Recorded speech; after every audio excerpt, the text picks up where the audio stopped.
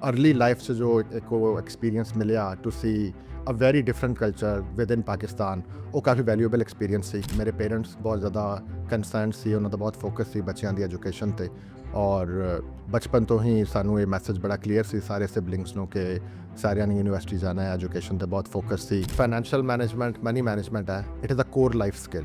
It is not something which a university is going to teach you. The earlier you learn this, the better for you. अगर मैं अपने academic career से देखा, I think fast जो 4 साल से that really shaped my personality and gave me clear indication कि मैं लाइफ से की करना है। ਜਦੋਂ ਮੈਂ ਆਪਦੀ ਫਾਸਟ ਦੀ 4 ਸਾਲ ਦੀ ਟ੍ਰਾਂਸਕ੍ਰਿਪਟ ਵੇਖਣਾ, ਉਹਦੇ 'ਚ ਇੱਕ ਬਹੁਤ ਕਲੀਅਰ ਪੈਟਰਨ ਹੈ। I am not meant for coding. I enjoy technology. I really want to work in technology. और मैं शायद किसी और डिसिप्लिन से कम नहीं कर सकता। मैं हमेशा टेक्नोलॉजी से ही कम करांगा। लेकिन मैंने ये समझ आ गई थी कि I can survive in a coding role, in a hardcore development role, but I will never excel in it. Product management and project management ਇਹ ਇੱਕ ਵਾਰੀ ਲਿੰਕਡ ਜਾਂ ਇੱਕ ਤਰ੍ਹਾਂ ਦੀ ਲੱਗਦੀਆਂ ਨੇ। ਇਹਦੇ 'ਚ ਕੋਈ ਖਾਸ ਤੁਸੀਂ ਫਰਕ ਕਰਨਾ ਚਾਹੋ, ਸਿਮਿਲੈਰਿਟੀਜ਼ ਡਿਫਰੈਂਸਿਸ ਦੱਸਣਾ ਚਾਹੋ ਥੋੜਾ ਜਿਹਾ? बहुत ज़्यादा फ़र्क है। दो आम डेफिनेशंस इंडस्ट्री से यूज़ होंगे ने, one I don't agree with, second I partly agree with. You are way better positioned to succeed and excel if you come with a tech degree. ठीक है। If you have the time and passion to grow your leadership skills and business acumen. This is one role which is primed to become the leader of the organization. I think Pakistan as a Mashra, as a मुल्क, एक अच्छी ज़िंदगी गुजारन वास्ते या survive करने वास्ते एक बहुत मुश्किल जगह है। This can be a negative, but I also look at the flip side कि एक positive भी है।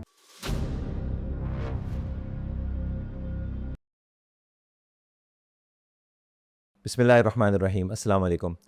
आज मेरे जो मेहमान हैं उनका नाम है अली नातिक और वो प्रोडक्ट मैनेजमेंट प्रोफेशनल है एट अमेज़ॉन। वो फास्ट के ग्रेजुएट भी हैं 2002 बैच के, और आज हम उनसे उनकी जर्नी के बारे में बात करेंगे और उनके लेसन्स लर्न जो पूरे हैं लाइफ के, उस पर बात करेंगे। बहुत इंटरेस्टिंग स्टोरी है उनकी। लेकिन आज की पॉडकास्ट का जो ट्विस्ट है वो ये है कि ये पॉडकास्ट पंजाबी ज़ुबान में होगी, तो यू विल नो कि क्यों ऐसा हुआ है। अस्सलाम वालेकुम जी। वालेकुम अस्सलाम। अली ऐसा की हाल है थोड़ा? मैं ठीक ठाक, तुसी सुनाओ खैरियत? तो अज जरा पंजाबी बोलनी है, मैं थोड़ा वार्म अप हो रहा नाल मैं भी। ठीक। मकसद यही है पंजाबी जुबान बोलने का, एक तो साड़ी अपनी जुबान है, और तुसी चूँकि पंजाब के उस इलाके तो जिथे पंजाबी जुबान बोली जाती है और तुसी पंजाबी दे विच बहुत ज़्यादा इंटरस्ट लेंदे हो, तो असीं सोचा कि अज की पॉडकास्ट पंजाबी दे विच ही करिए। बिल्कुल, बहुत खुशी। तो सब तो पहले असीं चाहांगे कि तुसी सानू थोड़ा जिहा अपनी स्टोरी सुनाओ, थोड़ी जिन्नी बचपन तो लैके फास्ट तक पहुँचने दी, फिर फास्ट तक कुछ अगर तुहाडी यादां ने वो दस दिओ थोड़ी जिन्नियां, उस तो बाद प्रोफेशनल लाइफ अमेज़ॉन तक तुसी किस तरह पहुँचे, सानू जरा गो थ्रू करवाओ। ठीक है। मेरा ताल्लुक एक छोटे जे कस्बे तो है, चूनिया, लाहौर तो 70 किलोमीटर दूर है। ज़्यादा लोग नहीं जानते, लेकिन चूनिया की सब तो मशहूर गल है कि छांगा मांगा जंगल तकरीबन सब लोग जानते हैं, उनके बिल्कुल नाल लगता है चूनिया शहर। चूनिया के इर्द गिर्द ज़्यादातर ज़रई ज़मीन है, ज़्यादातर लोगों का काम ज़रात के नाल है। GT रोड तो भी करीब है, पतो की एक होर शहर है जिथे लोग ट्रेड तो वाबस्ता ने, बट चूनिया लाहौर तो नेड़े होने की वजह तो ज़्यादातर लोग सर्विस सैक्टर तो वाबस्ता ने। ठीक है। स्कूलिंग का बहुत एक पुराना अच्छा निज़ाम चूनिया च है, क्योंकि चूनिया कैंट है, चूनिया च जो एक लाहौर डिवीजन का एक इंपॉर्टेंट कैंट एरिया है, एमुनेशन डिपो है उत्थे इस रीजन का, तो उनकी वजह तो स्कूलिंग का निज़ाम चुनिया तो काफ़ी बेहतर रहा है। तो उत्थे मेरा बचपन गुजरिया आर्मी पब्लिक स्कूल, तो मैं आपकी प्राइमरी स्कूलिंग की 8-9 साल उत्थे गुजरे। एक छोटा कस्बा, टिपिकल स्मॉल टाउन पंजाब का जो माहौल होंदा है उनदे विच टाइम गुजरिया। Advantage like many Tier 3 Punjab towns is that it was close to Lahore, a mega city. So वो जो इंपैक्ट होंदा एक वड्डे शहर का, द फेमिलियरिटी होंदी वड्डे शहर नाल कि तुहाडे कोल की ऑप्शनस ने बाद च, वो एक एडवांटेज उत्थे जरूर सी, जो कि ज़्यादा दूर दराज जो कस्बे ने पंजाब दे उत्थे शायद वो मुश्किल हो जाती। वो साडे कोल रोल मॉडल्स अवेलेबल सी जो लाहौर तो कॉलेज यूनिवर्सिटी पढ़ के गया या इत्थे जॉब करते सी, तो वो बचपन तो एक फेमिलियरिटी अवेलेबल सी। उत्थे मैं 7वीं जमात तक पढ़िया। उनके बाद वालिद साहब की नौकरी की वजह तो सानू डेरा इस्माइल खान पख्तूनखा जाना पिया एज फैमिली। असीं उत्थे मूव किए। 7वीं जमात असीं मैं उत्थे चले गए, तो उत्थे भी कोइंसिडेंटली कैंट एरिया सी, तो army public school to army public school बड़ा ईजिली शिफ्ट हो गए। But it was a huge cultural shift. Agrarian background, small town Punjab तो वड्डे होने तो बाद एकदम ਪਖਤੂਨਖਵਾ ਜਿੱਥੇ ਕਲਚਰ ਬਹੁਤ ਜ਼ਿਆਦਾ ਫਰਕ ਸੀ ਔਰ ਡੇਰਾ ਇਸਮਾਈਲ ਖਾਨ ਕੋਈ ਬਹੁਤ ਵੱਡਾ ਸ਼ਹਿਰ ਨਹੀਂ ਹੈ ਆਬਾਦੀ ਦੇ ਲਿਹਾਜ਼ ਨਾਲ ਪਖਤੂਨਖਵਾ ਦਾ ਵੱਡਾ ਸ਼ਹਿਰ ਹੈ ਲੇਕਿਨ ਉਹ ਇੱਕ ਐਸੇ ਰੀਜਨ 'ਚ ਆਉਂਦਾ ਜਿੱਥੇ Punjab Balochistan KPK almost merge ਹੁੰਦੇ ਨੇ ਦਰਿਆਏ ਸਿੰਧ ਦੇ ਕਿਨਾਰੇ ਅਤੇ ਉਹ ਸਾਰੇ ਕਲਚਰ ਦੀ ਉੱਥੇ ਥੋੜ੍ਹੀ ਥੋੜ੍ਹੀ ਛਾਪ ਹੈ ਤੁਹਾਨੂੰ ਪਸ਼ਤੂਨ ਕਲਚਰ ਵੀ ਮਿਲੇਗਾ ਮੁਲਤਾਨੀ ਪੰਜਾਬੀ ਕਲਚਰ ਵੀ ਮਿਲੇਗਾ ਤੁਹਾਨੂੰ ਥੋੜ੍ਹਾ ਜਿਹਾ ਇਨਫਲੂਐਂਸ ਬਲੋਚ ਕਲਚਰ ਦਾ ਵੀ ਮਿਲੇਗਾ and it is very close to tribal belt Tank was like half an hour away ਔਰ ਕੰਪੈਰੇਟਿਵਲੀ ਕਾਫੀ ਕੰਜ਼ਰਵੇਟਿਵ ਲੱਗਿਆ ਉਦੋਂ ਜਦੋਂ ਅਸੀਂ ਇੱਥੋਂ ਗਏ ਅਤੇ ਉੱਥੇ ਐਡਜਸਟ ਹੋਣ 'ਚ ਇਨੀਸ਼ੀਅਲੀ ਥੋੜ੍ਹਾ ਐਡਜਸਟ ਕਰਨਾ ਪਿਆ but it was a great learning experience ਕਿ ਜ਼ਿਆਦਾ ਬਚਪਨ ਇੱਕ ਹੀ ਇਨਵਾਇਰਮੈਂਟ 'ਚੋਂ ਗੁਜ਼ਾਰ ਕੇ ਜਿੱਥੇ ਸਾਡੇ ਵਰਗੇ ਲੋਕ ਸੀ ਸਮਾਲ ਟਾਊਨ ਪੰਜਾਬ 'ਚ ਇਰਦ ਗਿਰਦ ਉਦੋਂ ਸਾਰੇ ਪੰਜਾਬੀ ਸੀ ਜਦੋਂ ਅਸੀਂ ਗਰੋ ਅਪ ਹੋ ਰਿਹਾ ਸੀ ਮਿਡ 80s 'ਚ ਅਰਲੀ 90s 'ਚ ਅਤੇ ਉਹ ਅਰਲੀ ਲਾਈਫ 'ਚ ਜੋ ਇੱਕ ਉਹ ਐਕਸਪੀਰੀਅੰਸ ਮਿਲਿਆ to see a very different culture within Pakistan ਉਹ ਕਾਫੀ ਵੈਲਿਊਏਬਲ ਐਕਸਪੀਰੀਅੰਸ ਸੀ ਉੱਥੇ ਦੋਸਤ ਬਣੇ ਪਸ਼ਤੂਨ ਦੋਸਤ ਬਣੇ ਮੁਲਤਾਨੀ ਪੰਜਾਬੀ ਬੋਲਣ ਵਾਲੇ ਸਰਾਈਕੀ ਬੋਲਣ ਵਾਲੇ ਦੋਸਤ ਬਣੇ ਉਹਨਾਂ ਦੇ ਐਕਸਪੀਰੀਅੰਸ ਤੋਂ ਬਹੁਤ ਲਰਨ ਕੀਤਾ ਉੱਥੇ ਮੈਂ ਮੈਟ੍ਰਿਕ ਕੀਤਾ ਉਹਦੇ ਬਾਅਦ ਵਾਲਿਦ ਸਾਹਿਬ ਮੇਰੇ ਪੇਰੈਂਟਸ ਬਹੁਤ ਜ਼ਿਆਦਾ ਕੰਸਰਨਡ ਸੀ ਉਹਨਾਂ ਦਾ ਬਹੁਤ ਫੋਕਸ ਸੀ ਬੱਚਿਆਂ ਦੀ ਐਜੂਕੇਸ਼ਨ 'ਤੇ ਔਰ ਬਚਪਨ ਤੋਂ ਹੀ ਸਾਨੂੰ ਇਹ ਮੈਸੇਜ ਬੜਾ ਕਲੀਅਰ ਸੀ ਸਾਰੇ ਸਿਬਲਿੰਗਸ ਨੂੰ ਕਿ ਸਾਰਿਆਂ ਨੇ ਯੂਨੀਵਰਸਿਟੀ ਜਾਣਾ ਹੈ ਐਜੂਕੇਸ਼ਨ 'ਤੇ ਬਹੁਤ ਫੋਕਸ ਸੀ ਮੈਂ ਵੀ ਵੇਖਿਆ ਕਿ ਫੈਮਿਲੀ 'ਚ ਕੋਈ ਸ਼ਾਦੀ ਕੋਈ ਫੌਤਗੀ ਹੋ ਗਈ ਈਵਨ ਕਰੀਬੀ ਲੋਕਾਂ 'ਚ ਤਾਂ ਪੇਰੈਂਟਸ ਵਿਡ ਗੋ ਲੇਕਿਨ ਸਾਨੂੰ ਇਜਾਜ਼ਤ ਨਹੀਂ ਸੀ ਕਿ ਅੱਛਾ ਐਜੂਕੇਸ਼ਨ 'ਤੇ ਫੋਕਸ ਕਰੋ ਸ਼ਾਦੀ ਆਉਂਦੀ ਰਹਿੰਦੀ ਸਮਟਾਈਮਸ ਦੇ ਵੁਡ ਨਾਟ ਗੋ ਦੈਮਸੈਲਵਸ ਕਿ ਬੱਚਿਆਂ ਦੇ ਐਗਜ਼ਾਮ ਆਉਣਾ ਨੇ 1 ਮਹੀਨੇ 'ਚ ਤਾਂ ਐਜੂਕੇਸ਼ਨ ਵਾਜ਼ ਅ ਪ੍ਰਾਇਓਰਿਟੀ ਫਰਮ ਡੇ 1 ਇਹ ਮੈਸੇਜ ਬਹੁਤ ਕਲੀਅਰ ਸੀ ਅਤੇ ਇਸੇ ਲਈ ਸ਼ਾਇਦ ਉਹਨਾਂ ਨੇ ਮੇਰੇ ਮੈਟ੍ਰਿਕ ਤੋਂ ਬਾਅਦ ਇਹ ਪਹਿਲੇ ਹੀ ਜ਼ੇਨ ਬਣਾਇਆ ਸੀ ਕਿ ਇਹਨੂੰ ਲਾਹੌਰ ਕਰਨਾ ਹੈ ਅਤੇ ਮੈਂ FC ਕਾਲਜ ਆ ਗਿਆ ਉੱਥੇ ਹੋਸਟਲ 'ਚ ਬੜੀ ਕਲੀਅਰ ਵਿਵਿਡ ਮੈਮਰੀਜ਼ ਨੇ ਮੇਰੀ ਆਈ ਵਾਜ਼ ਓਨਲੀ 16 ਔਰ as a first child in the family ਕਾਫੀ ਪ੍ਰੋਟੈਕਟਿਵ ਅਪਬ੍ਰਿੰਗਿੰਗ ਕੀਤੀ ਗਈ ਮੇਰੀ ਪੇਰੈਂਟਸ ਦੀ ਵਜ੍ਹਾ ਤੋਂ ਮੈਨੂੰ ਨਹੀਂ ਯਾਦ ਕਿ ਮੈਨੂੰ ਬਹੁਤ ਜ਼ਿਆਦਾ ਇੰਡੀਪੈਂਡੈਂਸ ਮਿਲੀ ਹੋਏ ਕਿ ਬਾਹਰ ਇਕੱਲਾ ਦੋਸਤਾਂ ਨਾਲ ਜਾ ਰਿਹਾ ਜਾਂ ਗਲੀ ਮਹੱਲੇ 'ਤੇ ਖੇਡ ਰਿਹਾ ਦੈਟ ਵਾਜ਼ਨ ਦ ਕੇਸ ਅਤੇ ਇੱਕਦਮ ਉਹ ਜੋ ਇੰਨਾ ਵੱਡਾ ਸ਼ਿਫਟ ਆਇਆ from small town Punjab to KP and now all of a sudden thrown in to a mega city like Lahore ਔਰ ਹੋਸਟਲ 'ਚ at the age of 16 I think ਉਹ ਇੱਕ ਬਹੁਤ ਵੱਡੀ ਸ਼ਿਫਟ ਸੀ ਔਰ ਮੈਂ ਹੁਣੇ ਵੀ ਰੈਟਰੋਸਪੈਕਟਿਵਲੀ ਸੋਚਣਾ ਅਤੇ ਮੈਨੂੰ ਨਹੀਂ ਸਮਝ ਆਉਂਦੀ ਕਿ how did my parents did that considering ਕਿ ਜਿਵੇਂ ਉਹਨਾਂ ਨੇ ਮੇਰਾ ਬ੍ਰੌਟ ਅਪ ਕੀਤਾ ਵੈਰੀ ਪ੍ਰੋਟੈਕਟਿਵ ਐਨਵਾਇਰਮੈਂਟ 'ਚ ਲੇਕਿਨ ਆਈ ਥਿੰਕ ਉਹ ਜੋ 2 ਸਾਲ ਮੈਂ FC ਕਾਲਜ ਹੋਸਟਲ 'ਚ ਗੁਜ਼ਾਰੇ I think that was shaping period of my life ਇੱਕਦਮ ਇੰਡੀਪੈਂਡੈਂਸ ਮਿਲੀ ਜਿਹਦੇ ਨਾਲ ਰਿਸਪੌਂਸਿਬਿਲਿਟੀ ਵੀ ਆਈ ਲੇਕਿਨ ਨਾਲ ਇਹ ਵੀ ਸੀ ਕਿ ਜੋ ਤੁਸੀਂ ਸਟਰੀਟ ਸਮਾਰਟ ਹੋਣਾ ਜਾਣਦੇ ਹੋ ਕਿ ਆਪਣੇ ਆਪ ਨੂੰ ਸਰਵਾਈਵ ਕਿਵੇਂ ਕਰਨਾ ਹੈ ਇੱਕ ਵੱਡੇ ਸ਼ਹਿਰ 'ਚ ਆ ਕੇ ਜਿੱਥੇ ਜ਼ਿਆਦਾਤਰ ਲੋਕ ਜਾਂ ਤਾਂ ਉੱਥੋਂ ਦੇ ਹੀ ਨੇ ਜਾਂ ਉੱਥੇ ਬਹੁਤ ਦੇਰ ਤੋਂ ਰਹਿ ਰਹੇ ਨੇ and you are a newcomer newbie who doesn't have that experience that street smartness ਉਹ ਜੋ ਕੋਰ ਸਰਵਾਈਵਲ ਸਕਿੱਲ ਹੁੰਦੇ ਨੇ ਸੋਸਾਇਟੀ 'ਚ ਮਾਸ਼ਰੇ 'ਚ ਅੱਛਾ ਮੈਂ ਤੇਰੇ ਕੋਲ ਇਹ ਪੁੱਛਣਾ ਚਾਹਾਂਗਾ ਕਿ ਅਗਰ ਤੁਸੀਂ ਸਾਨੂੰ ਥੋੜ੍ਹਾ ਜਿਹਾ ਕਿਸੇ ਮਿਸਾਲ ਦੇ ਨਾਲ ਸਮਝਾਓ ਦੋ ਕਿ ਤੁਹਾਨੂੰ ਮੁਸ਼ਕਿਲਾਤ ਕਿਸ ਕਿਸਮ ਦੀਆਂ ਪੇਸ਼ ਆਉਂਦੀਆਂ ਸੀ ਮਸਲਨ ਤੁਸੀਂ ਅਗਰ ਮਿਸਾਲ ਦੇ ਤੌਰ 'ਤੇ ਇੱਕ ਹੈ ਕਿ ਜੀ ਜਸਟ ਇੱਕ ਵੰਡਰ ਹੈਗਾ ਸੀ ਕਿ ਯਾਰ ਇੰਨੀਆਂ ਸੜਕਾਂ ਜਾਂ ਬੱਤੀਆਂ ਜਾਂ ਲੋਕੀ ਜਾਂ ਗੱਡੀਆਂ ਇਹ ਮਸਲੇ ਸੀ ਜਾਂ ਤੁਹਾਨੂੰ ਲੋਕਾਂ ਦੇ ਨਾਲ ਇੰਟਰੈਕਟ ਕਰਨ ਦੇ ਵਿੱਚ ਮਸਲਾ ਆਉਂਦਾ ਸੀ ਕਿ ਤੁਹਾਨੂੰ ਕੋਈ ਇਸ ਤਰ੍ਹਾਂ ਫੀਲ ਹੁੰਦਾ ਸੀ ਕਿ ਮੈਨੂੰ ਇਹ ਅੱਛਾ ਨਹੀਂ ਸਮਝਦੇ ਯਾਨੀ ਕੁਛ ਤੁਹਾਡੇ ਇੰਟਰੈਕਸ਼ਨਸ ਐਸੇ ਹੋਏ ਜਿਸ ਵਿੱਚ ਤੁਹਾਨੂੰ ਡਿਫਿਕਲਟੀ ਹੁੰਦੀ ਸੀ ਕਿ ਤੁਹਾਨੂੰ you were look down upon यानी किस किस्म की तुम चैलेंजेस फील होंगे सी आई थिंक एक जो बड़ी बुनियादी चीज़ सी वो सी कि क्योंकि पेरेंट्स ने बहुत एक प्रोटैक्टेड एनवायरनमेंट च रखा तो सानू बहुत सारिया चीज़ों तो बहुत सारिया डिस्कशनस तो दूर रखा गया वो उन्होंने इशूज़ के सानू पाया नहीं गया फॉर एग्जाम्पल फाइनैंशियल मैटर्स हो गए लोगों नाल डील करना ਜਦੋਂ ਤੁਸੀਂ ਪਬਲਿਕ ਨਾਲ ਡੀਲ ਕਰਦੇ ਜੇ ਉਹਦੇ ਕੁਝ ਨੁਐਂਸਿਸ ਹੁੰਦੇ ਨੇ ਕਿ ਅਗਰ ਕੋਈ ਗੱਲ ਕਹਿ ਰਿਹਾ ਜ਼ਰੂਰੀ ਨਹੀਂ ਕਿ you have to take it on face value it can mean 2 things and then you have to interpret ਕਿ ਉਹਦੇ ਜੈਸਚਰਸ ਨਾਲ ਪੋਸਚਰਸ ਨਾਲ ਤੁਸੀਂ ਅੰਦਾਜ਼ਾ ਲਾਉਂਦੇ ਹੋ ਕਿ it actually means this he might have said this ਲੇਕਿਨ ਇਹਦਾ ਮਤਲਬ ਕੁਝ ਹੋਰ ਹੋ ਸਕਦਾ ਹੈ ਉਹ ਮੈਨੂੰ ਬਿਲਕੁਲ ਅੰਦਾਜ਼ਾ ਨਹੀਂ ਸੀ because all of that dealing was done by parents ਤਾਂ ਸਾਨੂੰ ਇੱਕ ਬਹੁਤ ਪ੍ਰੋਟੈਕਟਿਡ ਐਨਵਾਇਰਨਮੈਂਟ 'ਚ ਰੱਖਿਆ ਗਿਆ ਦੂਸਰਾ ਇੱਕ ਨਵੇਂ ਸ਼ਹਿਰ 'ਚ ਆ ਕੇ ਆਫ ਕੋਰਸ ਉਸ ਸ਼ਹਿਰ ਦੇ ਆਪਦੇ ਕੁਛ ਨੁਐਂਸਿਸ ਹੁੰਦੇ ਨੇ ਕਿ ਇੱਕ ਸ਼ਹਿਰ ਕਿਵੇਂ ਚੱਲਦਾ ਇੱਥੇ ਆਪਰੇਟ ਕਿਵੇਂ ਕੀਤਾ ਜਾਂਦਾ ਇੱਥੇ ਦੀ ਸੋਸ਼ਲ ਕਰੰਸੀ ਕੀ ਹੈ ਅਗਰ ਤੁਸੀਂ ਇੱਥੇ ਕੋਈ ਕਿਸੇ ਕੋਲੋਂ ਐਡਵਾਂਟੇਜ ਲੈਣਾ ਹੈ ਕੋਈ ਕੰਮ ਕਰਾਉਣਾ ਤਾਂ ਉਹਦਾ ਤਰੀਕਾ ਕੀ ਹੈ ਤੁਸੀਂ ਕਿਸੇ ਨੂੰ ਕੋਈ ਫਾਇਦਾ ਦਿਓਗੇ ਤਾਂ ਉਹ ਤੁਹਾਨੂੰ ਦੇਗਾ I was not aware of any of that ਤੇ ਉਹ ਸਾਰਾ ਲਰਨ ਕਰਨ 'ਚ ਥੋੜ੍ਹਾ ਟਾਈਮ ਲੱਗਿਆ ਕੋਈ ਐਸੀ ਮੈਮਰੀ ਸ਼ੇਅਰ ਕਰਨਾ ਚਾਹੋ ਜਿਹੜੀ ਤੁਹਾਨੂੰ ਭੁੱਲਦੀ ਨਹੀਂ ਲਾਹੌਰ ਆ ਕੇ ਕਿ ਯਾਰ ਬੜੀ ਭੈੜੀ ਹੋਈ ਸੀ ਆਈ ਥਿੰਕ ਇੱਕ ਮੈਮਰੀ ਮੈਨੂੰ ਕਾਫੀ ਅੱਛੀ ਤਰ੍ਹਾਂ ਯਾਦ ਹੈ ਕਿ ਅਸੀਂ ਹੋਸਟਲ 'ਚ ਹੀ ਸੀ ਅਤੇ lot of people who are native to Lahore ਉਹ ਸਾਡੇ ਤੋਂ ਬਹੁਤ ਜ਼ਿਆਦਾ ਤੇਜ਼ ਸੀ ਲਾਹੌਰ ਨੂੰ ਬਹੁਤ ਬਿਹਤਰ ਜਾਣਦੇ ਸੀ ਠੀਕ ਹੈ ਅਤੇ ਉਹਨਾਂ ਇੱਕ ਵਾਰੀ ਪਲਾਨ ਬਣਾਇਆ ਕਿ ਉਸ ਦੌਰ 'ਚ ਨਾ ਲਾਹੌਰ 'ਚ ਵੈਗਨਾਂ ਚੱਲਦੀਆਂ ਸੀ, ਮਜ਼ਦਾ ਹਾਈਐਸਟ ਟਾਈਪ ਵੈਗਨਾਂ, ਉਦੋਂ ਇਹ ਮੈਟਰੋ ਬੱਸਿਸ ਇਹ ਵਾਲਾ ਟ੍ਰੈਂਡ ਨਹੀਂ ਸੀ, ਟਰਾਂਸਪੋਰਟੇਸ਼ਨ ਬਹੁਤ ਲੋਕਲ ਸੀ। ਉਹਨਾਂ ਪਲਾਨ ਬਣਾਇਆ ਕਿ ਅਸੀਂ ਜੀ FC ਕਾਲਜ ਦੇ ਨਾਲ ਮੁਸਲਿਮ ਟਾਊਨ ਮੋੜ ਨਹਿਰ ਦਾ ਪੁੱਲ ਹੈ, ਉੱਥੇ ਆ ਕੇ ਵੈਗਨਾਂ ਰੁਕਦੀਆਂ ਸੀ ਕਿ ਅਸੀਂ ਜਾ ਕੇ ਨਾ ਅੱਜ ਉੱਥੇ ਸ਼ੁਗਰ ਲਾਵਾਂਗੇ।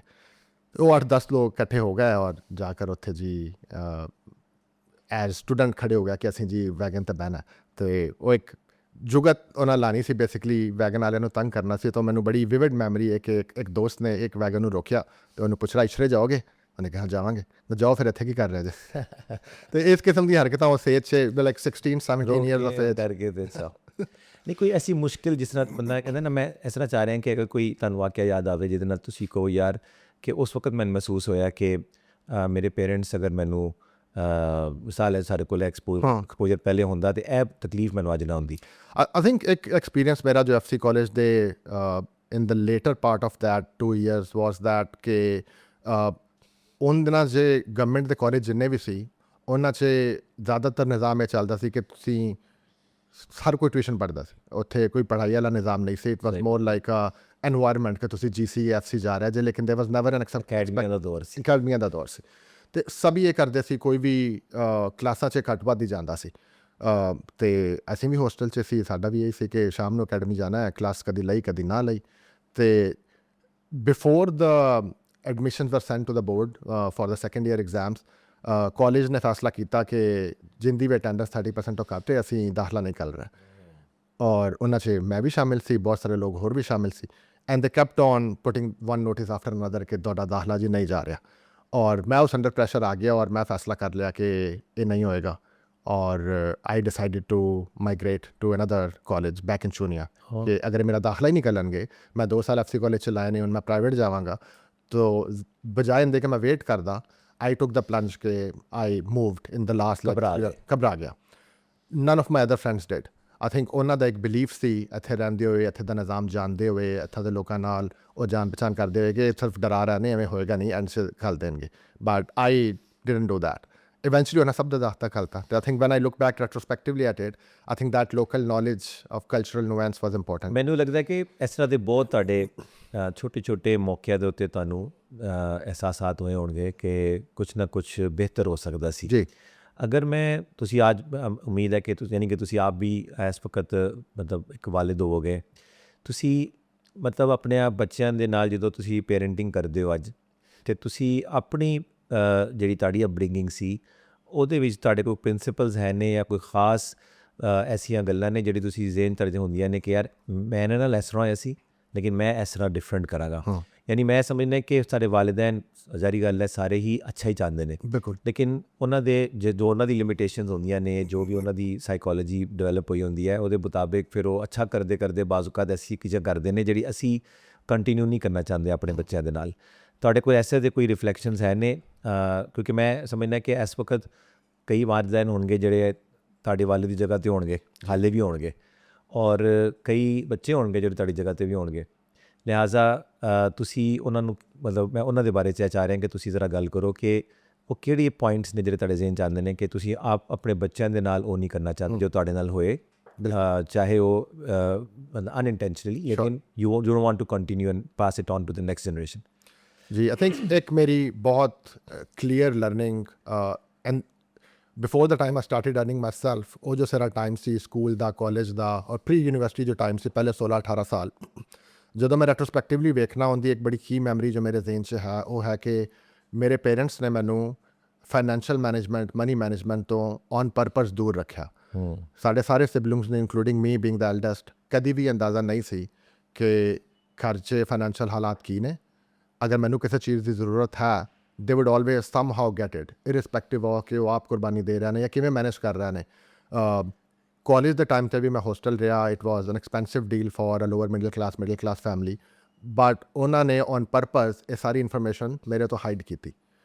ਜੋ ਵੀ ਐਕਸਪੈਂਸਿਸ ਸੀ ਦੇ ਵੁਡ ਬੇਸਿਕਲੀ, ਲੇਕਿਨ ਇਹ ਅੱਛੀ ਗੱਲ ਨਹੀਂ, ਇਹ ਨਹੀਂ ਹੈ, ਦੈਟਸ ਮਾਈ ਲਰਨਿੰਗ।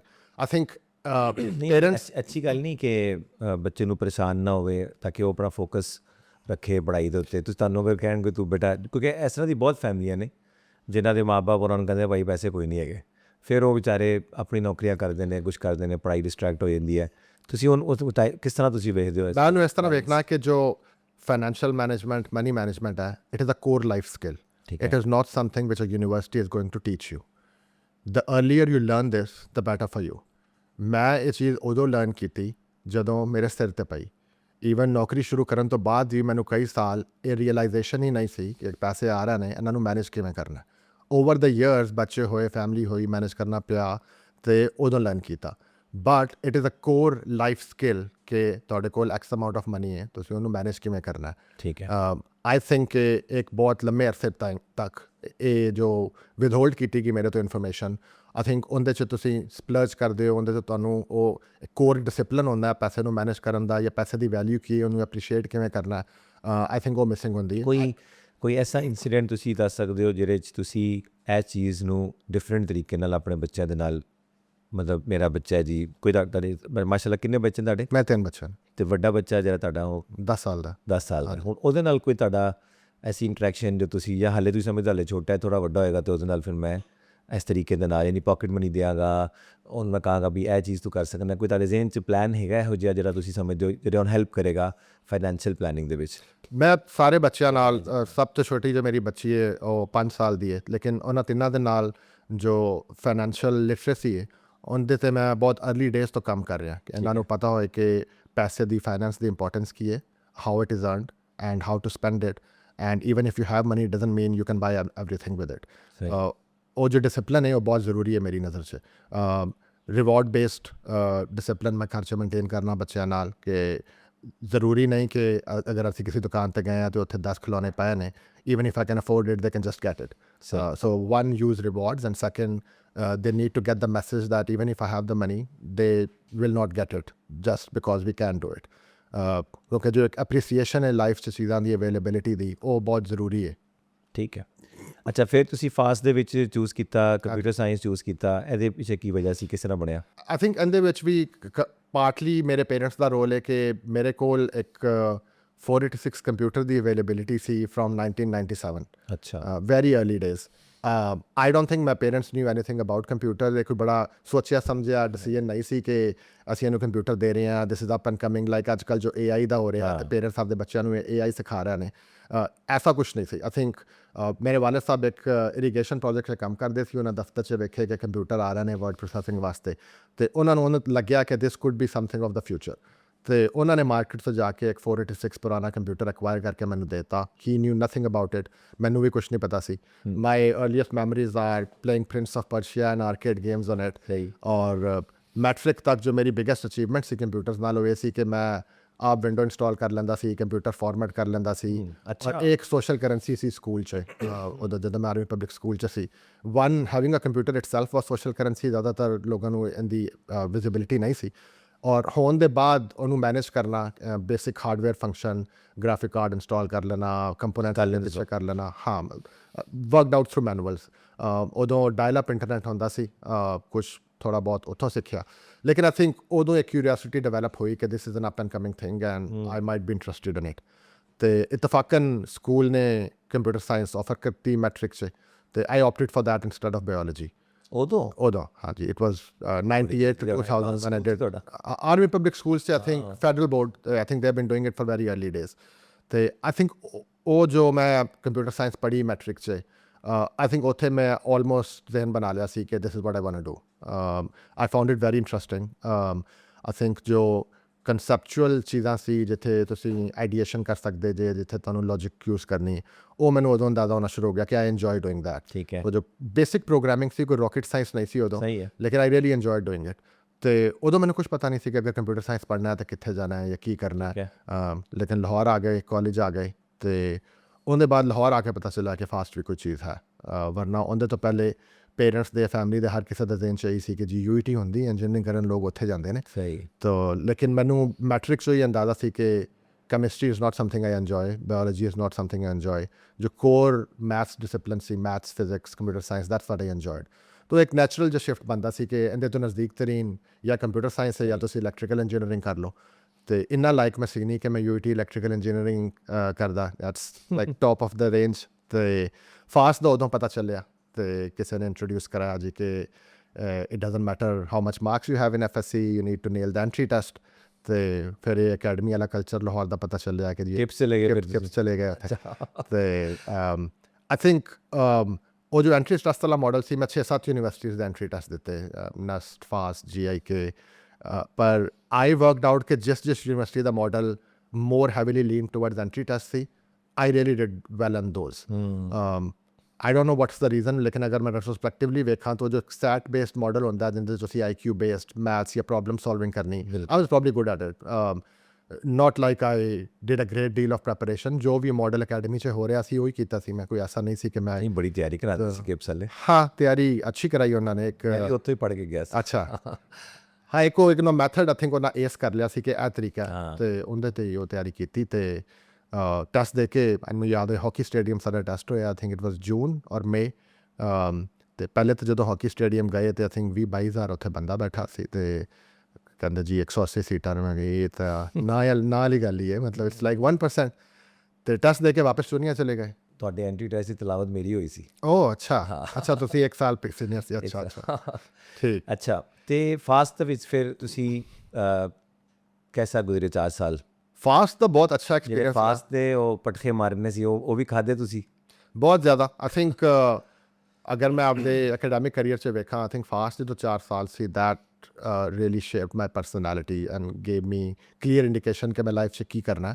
ਔਰ ਜੋ ਮੈਂ ਹੁਣ ਕਰ ਰਿਹਾ ਉਹਦੇ 'ਚ ਜੋ ਮੇਰੀ अर्ਲੀ ਲਰਨਿੰਗਸ ਨੇ ਫਾਊਂਡੇਸ਼ਨਲ ਉਹ ਸਭ ਫਾਸਟ ਦਾ ਬਿਲਕੁਲ I think fast gives you a platform where you can shape yourself I think ਮੈਂ ਇਹ ਨਹੀਂ ਕਹਿ ਸਕਦਾ ਕਿ ਫਾਸਟ ਹੈਂਡ ਹੋਲਡ ਕਰਦਾ ਹਰ ਬੰਦੇ ਨੂੰ ਔਰ ਉਹਨੂੰ ਪੋਲਿਸ਼ ਕਰਕੇ ਕੱਢਦਾ it provides you a platform but leaves a lot on you ਕਿ ਤੁਸੀਂ ਇੱਥੋਂ ਕੀ ਪਾਥ ਫਾਸਟ ਠੁੱਡੇ ਮਾਰਦਾ ਜਿਹੜਾ ਨਾ ਡਿੱਗਿਆ ਉਹ ਅੱਗੇ ਚਲਾ ਜਾਏ ਜਿਹੜਾ ਜੀ ਹੋ ਗਿਆ I think survival of the fittest ਵਾਲਾ ਥੋੜਾ ਮਾਡਲ ਹੈ ਔਰ ਆਈ ਥਿੰਕ ਜੋ 4 ਸਾਲ ਮੈਂ ਆਬਜ਼ਰਵ ਕੀਤਾ ਹੋਇਆ ਸੀ ਕਿ ਜੋ ਇੱਕ ਰਗੜਾ ਲਾਉਂਦਾ ਫਾਸਟ ਜੋ ਇੱਕ ਫਾਸਟ ਦਾ ਮਾਡਲ ਹੈ ਸ਼ਾਇਦ ਬਾਈ ਡਿਜ਼ਾਈਨ ਹੈ ਆਈ ਥਿੰਕ ਕੁਛ ਲੋਕ ਉਹਨੂੰ ਪਸੰਦ ਕਰਦੇ ਨੇ ਕੁਛ ਨਹੀਂ ਕਰਦੇ ਆਈ ਥਿੰਕ ਮੇਰੀ ਜੋ ਲਾਈਫ ਲਰਨਿੰਗ ਹੈ ਉਹਦੇ 'ਚ I really appreciate that model because I think ਦੋ ਤਰ੍ਹਾਂ ਦੇ ਲੋਕ ਨੇ ਕੁਛ ਲੋਕ ਨੇ ਜੋ ਬਹੁਤ ਸਮਾਰਟ ਜਾਂ ਇੰਟੈਲੀਜੈਂਟ ਹੁੰਦੇ ਨੇ by their nature it's in them ਕੁਛ ਲੋਕ ਹੁੰਦੇ ਨੇ ਜੋ ਹਾਰਡ ਵਰਕ 'ਤੇ ਰਿਲਾਈ ਕਰਦੇ ਨੇ they are not as intelligent but they make up for it by hard work ਔਰ smart work I think that worked for me. I was never very intelligent or like top of the class. I mean,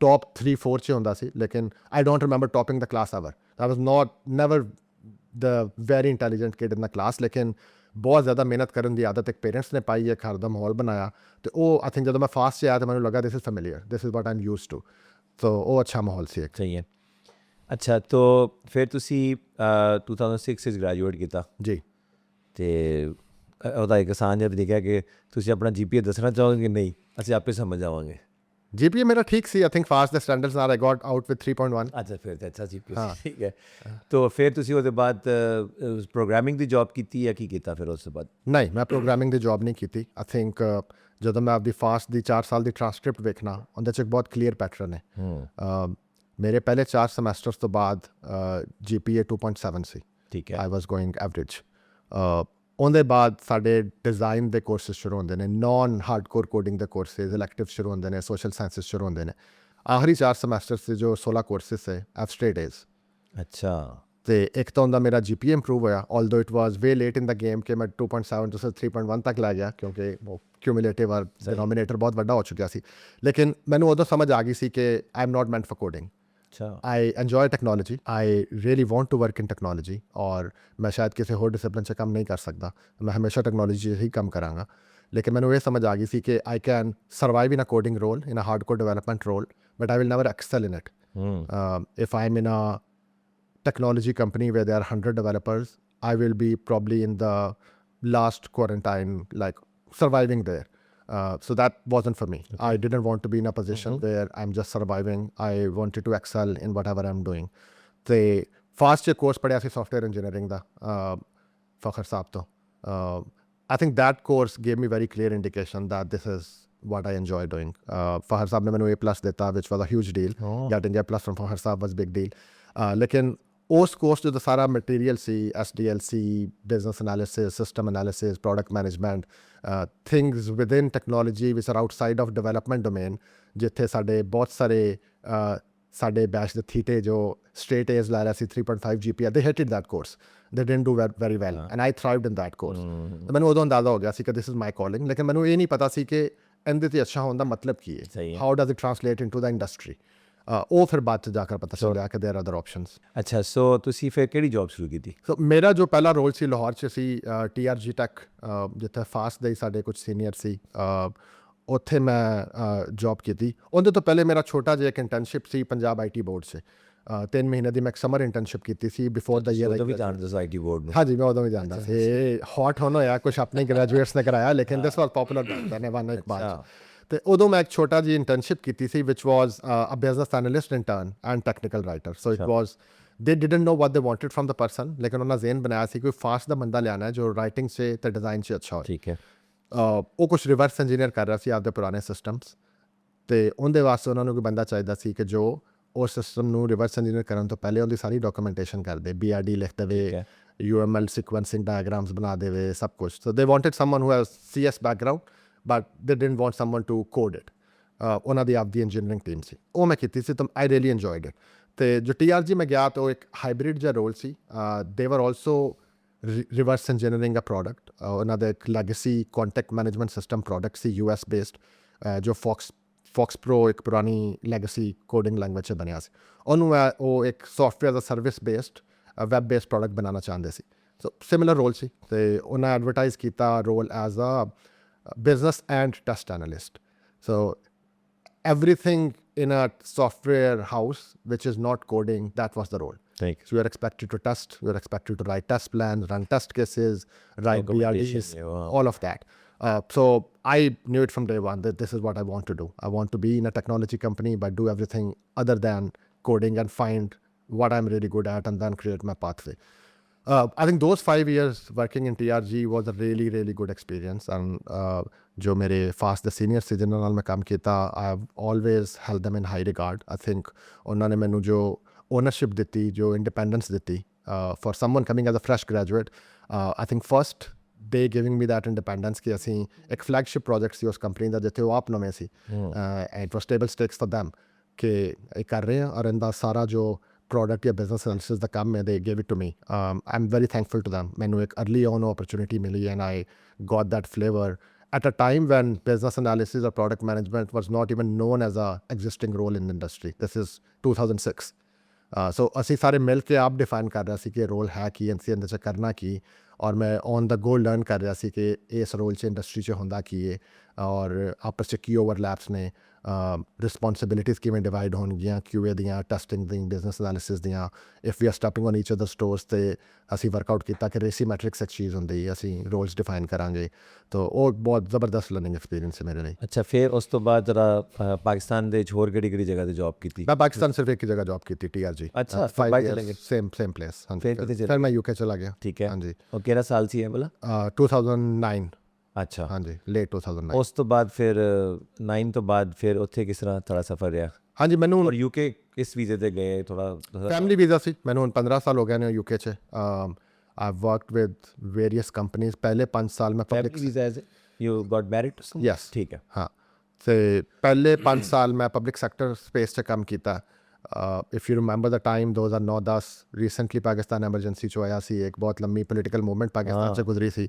of which I was a part तो एक activism वाला कीड़ा होने से ਕਾਨੂੰਨ हाँ जी ਕਾਨੂੰਨ ਲਾਇਰਸ ਦੇ ਨਾਲ लॉयर्स मूवमेंट और सारा एक जो ਕੀ ਉਹਦੇ ਤਰ੍ਹਾਂ ਕੀ ਰੋਲ ਸੀ ਨਾਰੇ ਲਾਉਂਦੇ ਸੋ ਨਾਰੇ ਵੀ ਲਾਉਂਦੇ ਸੀ ਉਦੋਂ ਸਟੂਡੈਂਟ ਐਕਟਿਵਿਜ਼ਮ ਚੱਲ ਰਹੀ ਸੀ ਟਾਈਮ ਵੀ ਬਹੁਤ ਸੀ ਆਪ ਵੀ ਜਵਾਨ ਸੀ ਕੋਈ ਫੈਮਿਲੀ ਦੀ ਰਿਸਪੌਂਸਿਬਿਲਿਟੀ ਨਹੀਂ ਸੀ ਔਰ ਇੱਕ ਕਨਵਿਕਸ਼ਨ ਸੀ ਕਿ ਇਹ ਜੋ ਹੋ ਰਿਹਾ ਠੀਕ ਹੋ ਰਿਹਾ ਇਹਦੇ 'ਚ ਸਾਨੂੰ ਵੀ ਰੋਲ ਪਲੇ ਕਰਨਾ ਚਾਹੀਦਾ ਉਹਦੇ 'ਚ ਕਾਫੀ ਐਕਟਿਵ ਰਹੇ ਤਾਂ ਹਾਂ UK ਜਾਣ ਤੋਂ ਬਾਅਦ ਵੀ ਉਹ ਇੱਕ ਬੈਕ ਆਫ ਦਾ ਮਾਈਂਡ ਇੱਕ ਕਾਲਿੰਗ ਰਹੀ ਕਿ ਆ ਗਏ ਆ ਹੁਣ ਇੱਥੇ ਆਪਦਾ ਕਰੀਅਰ ਬਣਾ ਰਹੇ ਹਾਂ ਲੇਕਿਨ ਇੱਕ ਜ਼ਾਰੇ ਪਾਕਿਸਤਾਨ ਤੋਂ ਇਸ ਉਮਰ 'ਚ ਨਿਕਲਣ ਦੀ ਇੱਕ ਥੋੜ੍ਹੀ ਜਿਹੀ ਉਸ ਉਮਰ 'ਚ ਇੱਕ ਉਹ ਖਲਿਸ਼ ਵੀ ਹੁੰਦੀ ਕਿ ਯਾਰ ਪਤਾ ਨਹੀਂ ਠੀਕ ਕੀਤਾ ਹੈ ਨਹੀਂ ਕੀਤਾ ਆਪਦਾ ਮੁਲਕ ਛੱਡ ਕੇ ਆ ਗਿਆ ਤਾਂ ਦੇਰ ਵਾਜ਼ ਅ ਡਿਜ਼ਾਇਰ ਕਿ ਉਹ ਜੋ ਐਕਟਿਵਿਜ਼ਮ ਵਾਲਾ ਕੀੜਾ ਉਹ ਵੀ ਕਿਤੇ ਨਾ ਕਿਤੇ ਐਕਟਿਵ ਰੱਖਿਆ ਜਾਏ ਤੇ ਆਈ ਡਿਸਾਈਡਡ ਕਿ ਮੈਂ ਪਬਲਿਕ ਸੈਕਟਰ 'ਚ ਕੰਮ ਕਰਾਂਗਾ ਔਰ ਵਿਲ ਟਰਾਈ ਟੂ ਅੰਡਰਸਟੈਂਡ ਕਿ ਜੋ ਸੋਸ਼ਲ ਵੈਲਫੇਅਰ ਇਕੋਨਮੀ ਹੁੰਦੀ ਹੈ ਉਹ ਕੰਮ ਕਿਵੇਂ ਕਰਦੀ। ਲੈਟਸ ਸੇ ਫਿਊਚਰ 'ਚ ਅਸੀਂ ਵਾਪਸ ਪਾਕਿਸਤਾਨ ਆਉਣਾ ਹੈ ਔਰ ਲੈਟਸ ਸੇ ਪਾਕਿਸਤਾਨ ਇਸ ਡਾਇਰੈਕਸ਼ਨ 'ਚ ਜਾਂਦਾ ਅਤੇ ਸਾਡੇ ਕੋਲ ਕੋਈ ਲਰਨਿੰਗ ਹੋਏ ਕਿ ਅਗਰ ਇੱਕ ਸੋਸ਼ਲ ਵੈਲਫੇਅਰ ਇਕੋਨਮੀ ਹੈ ਜਾਂ ਇੱਕ ਵੈਲਫੇਅਰ ਸਟੇਟ ਹੈ,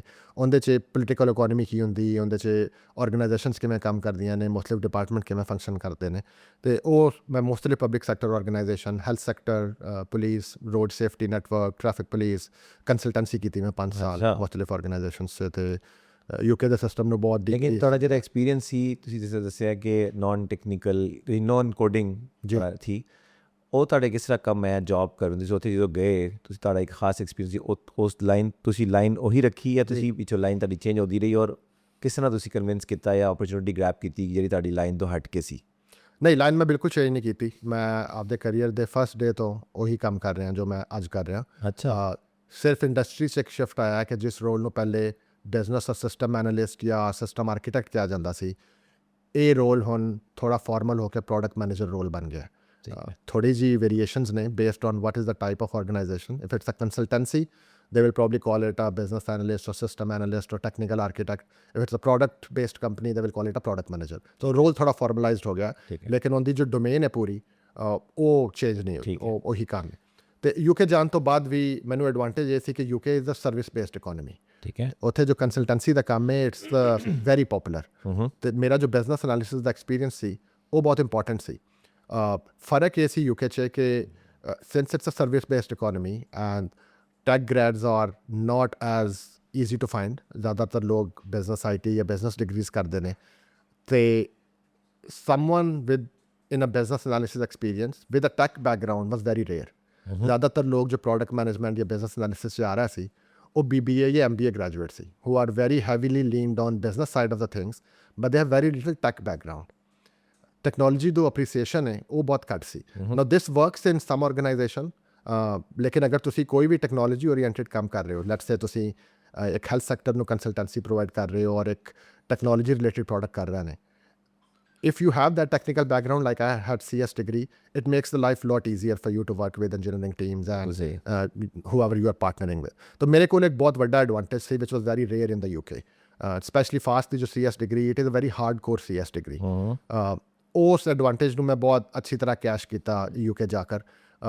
ਮੈਨੂੰ ਕੁਝ अर्ली on mentors ਨੇ ਦੱਸਤਾ ਸੀ ਕਿ rather than going through the recruiters and trying to find a job, skip that route, find companies directly who need the skill set and go straight to them. ਠੀਕ ਹੈ। ਅਤੇ ਮੇਰਾ ਕੋਈ experience ਨਹੀਂ ਹੈ ਰਿਕਰੂਟਰਸ ਦੇ ਥਰੂ ਜੋਬ ਫਾਈਂਡ ਕਰਨ ਦਾ।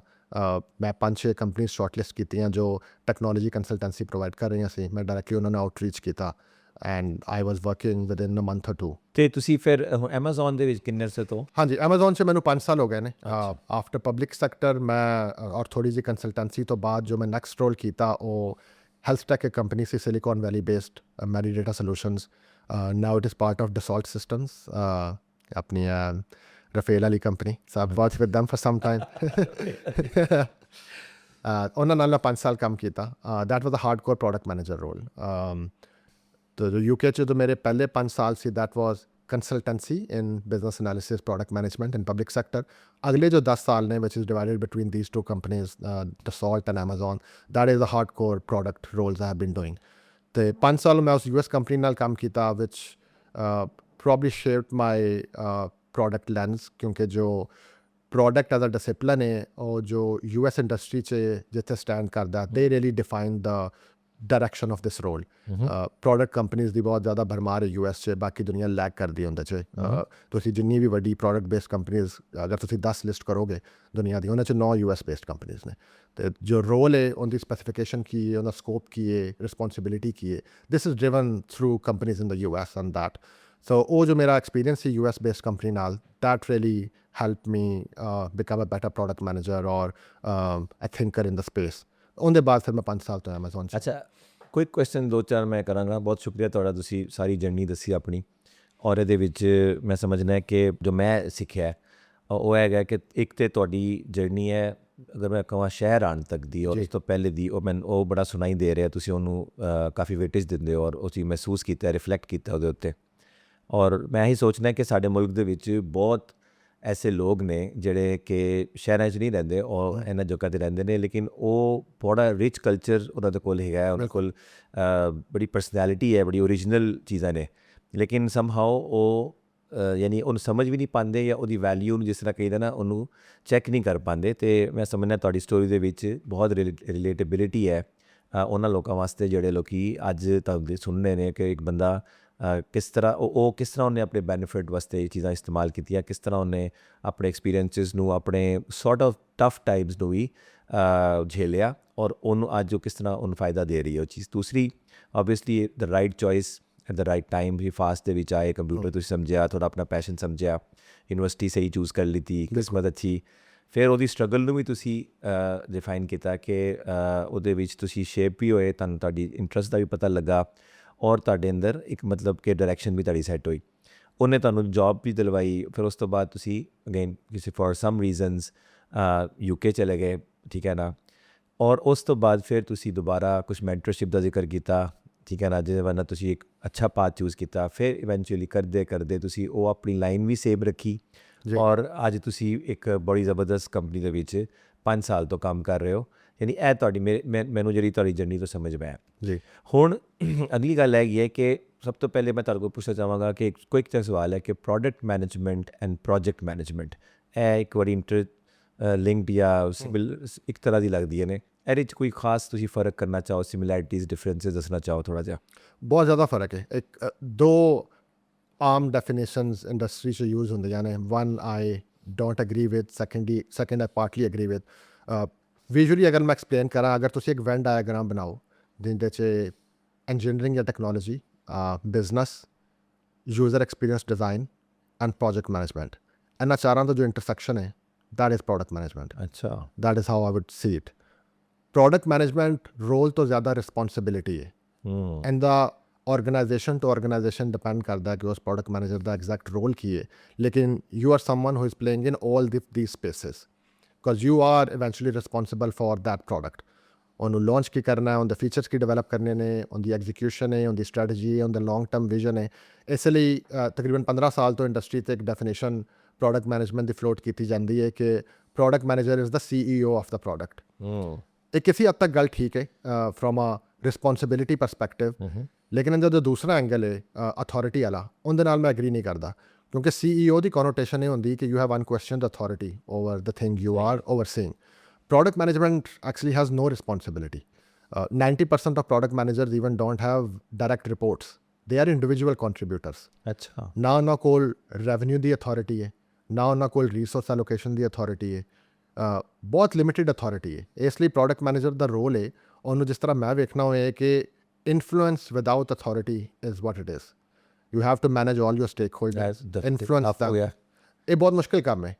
ਇਸ ਲਈ ਜੋ ਕੋਰ ਸਕਿੱਲ ਸੈਟ ਮੇਰੀ ਨਜ਼ਰ 'ਚ ਪ੍ਰੋਡਕਟ ਮੈਨੇਜਮੈਂਟ ਵਾਸਤੇ ਸਭ ਤੋਂ ਜ਼ਿਆਦਾ ਜ਼ਰੂਰੀ ਹੈ ਉਹ ਕਮਿਊਨੀਕੇਸ਼ਨ ਹੈ।